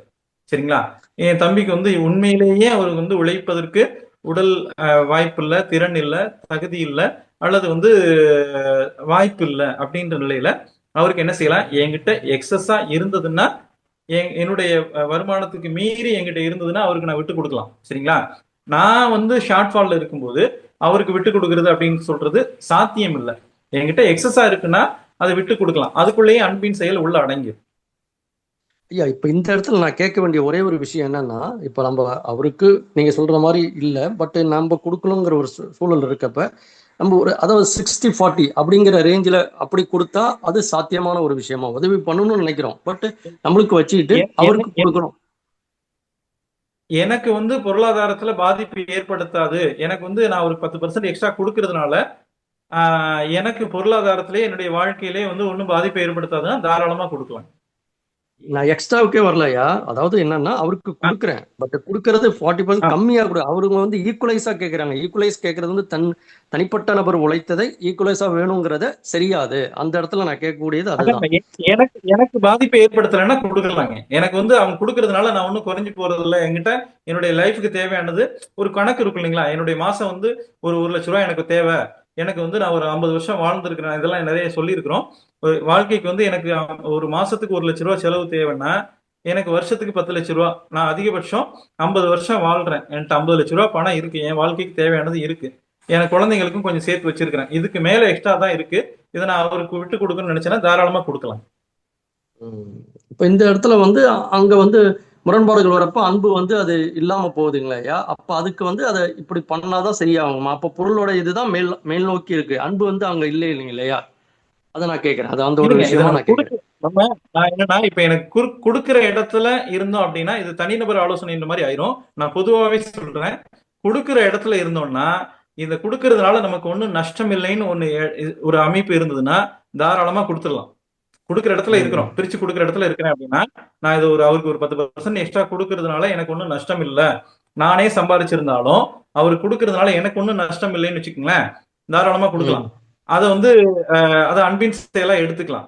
நான் கொடுக்கறதுனால என்னுடைய குடும்பத்திலேயோ என்னுடைய குழந்தைகளுக்கோ அது வந்து பின்னாடி அவங்க வாழ்க்கைக்கு தேவையான பொருளாதாரத்தை நான் சேர்த்து வைக்கிறேன்னு எனக்கு ஒரு குற்ற உணர்ச்சி ஆயிரும், என்னோட குடும்ப வாழ்க்கையவே நான் ஓட்ட முடியாம இருக்கிறேன். அப்படி கொடுத்தேன் அப்படின்னா அது வந்து இங்க வந்து நம்ம அன்பில்லாத செயலா மாறிடும். எனக்கு பாதிப்பு இல்லாம வகையில என்ன செய்யறாங்க, பிறருக்கு துன்பம் எழாத வகையில் பெருஞ்செல்வம் சேர்த்திடனும் குற்றம் இல்லைன்னு சொல்லியிருக்காங்க. இப்பதான் ஒரு கவி பாடினேன், மகிழ்ச்சியினுடைய கவி. அது மாதிரி பிறருக்காகவே வாழ வேண்டும்ன்ற இடத்துல வரும்போது எனக்கு சர்ப்ளஸ் ஆயிடுச்சுன்னா நான் சப்ளை பண்ணிட்டே இருக்கலாம். அது பொருளாதாரம் இருந்தாலும் சரி, உடல் உழைப்பா இருந்தாலும் சரி, அறிவா இருந்தாலும் சரி, என்கிட்ட சர்ப்ளஸா இருந்தா தாராளமா கொடுக்கலாம். சிறப்புங்க ஐயா, நன்றிங்க ஐயா, வாழ்க வளமுடன் ஐயா. வாழ்க வளமுடன். வாழ்க வளமுடன் ஐயா, இருவருக்கும் நன்றிகள். வாழ்க வளமுடன் ஐயா, சிறப்பான விளக்கங்கள், நன்றிகள் ஐயா. வாழ்க வளமுடன். நம் கடமை அறவாழ்வின் நாட்டத்தே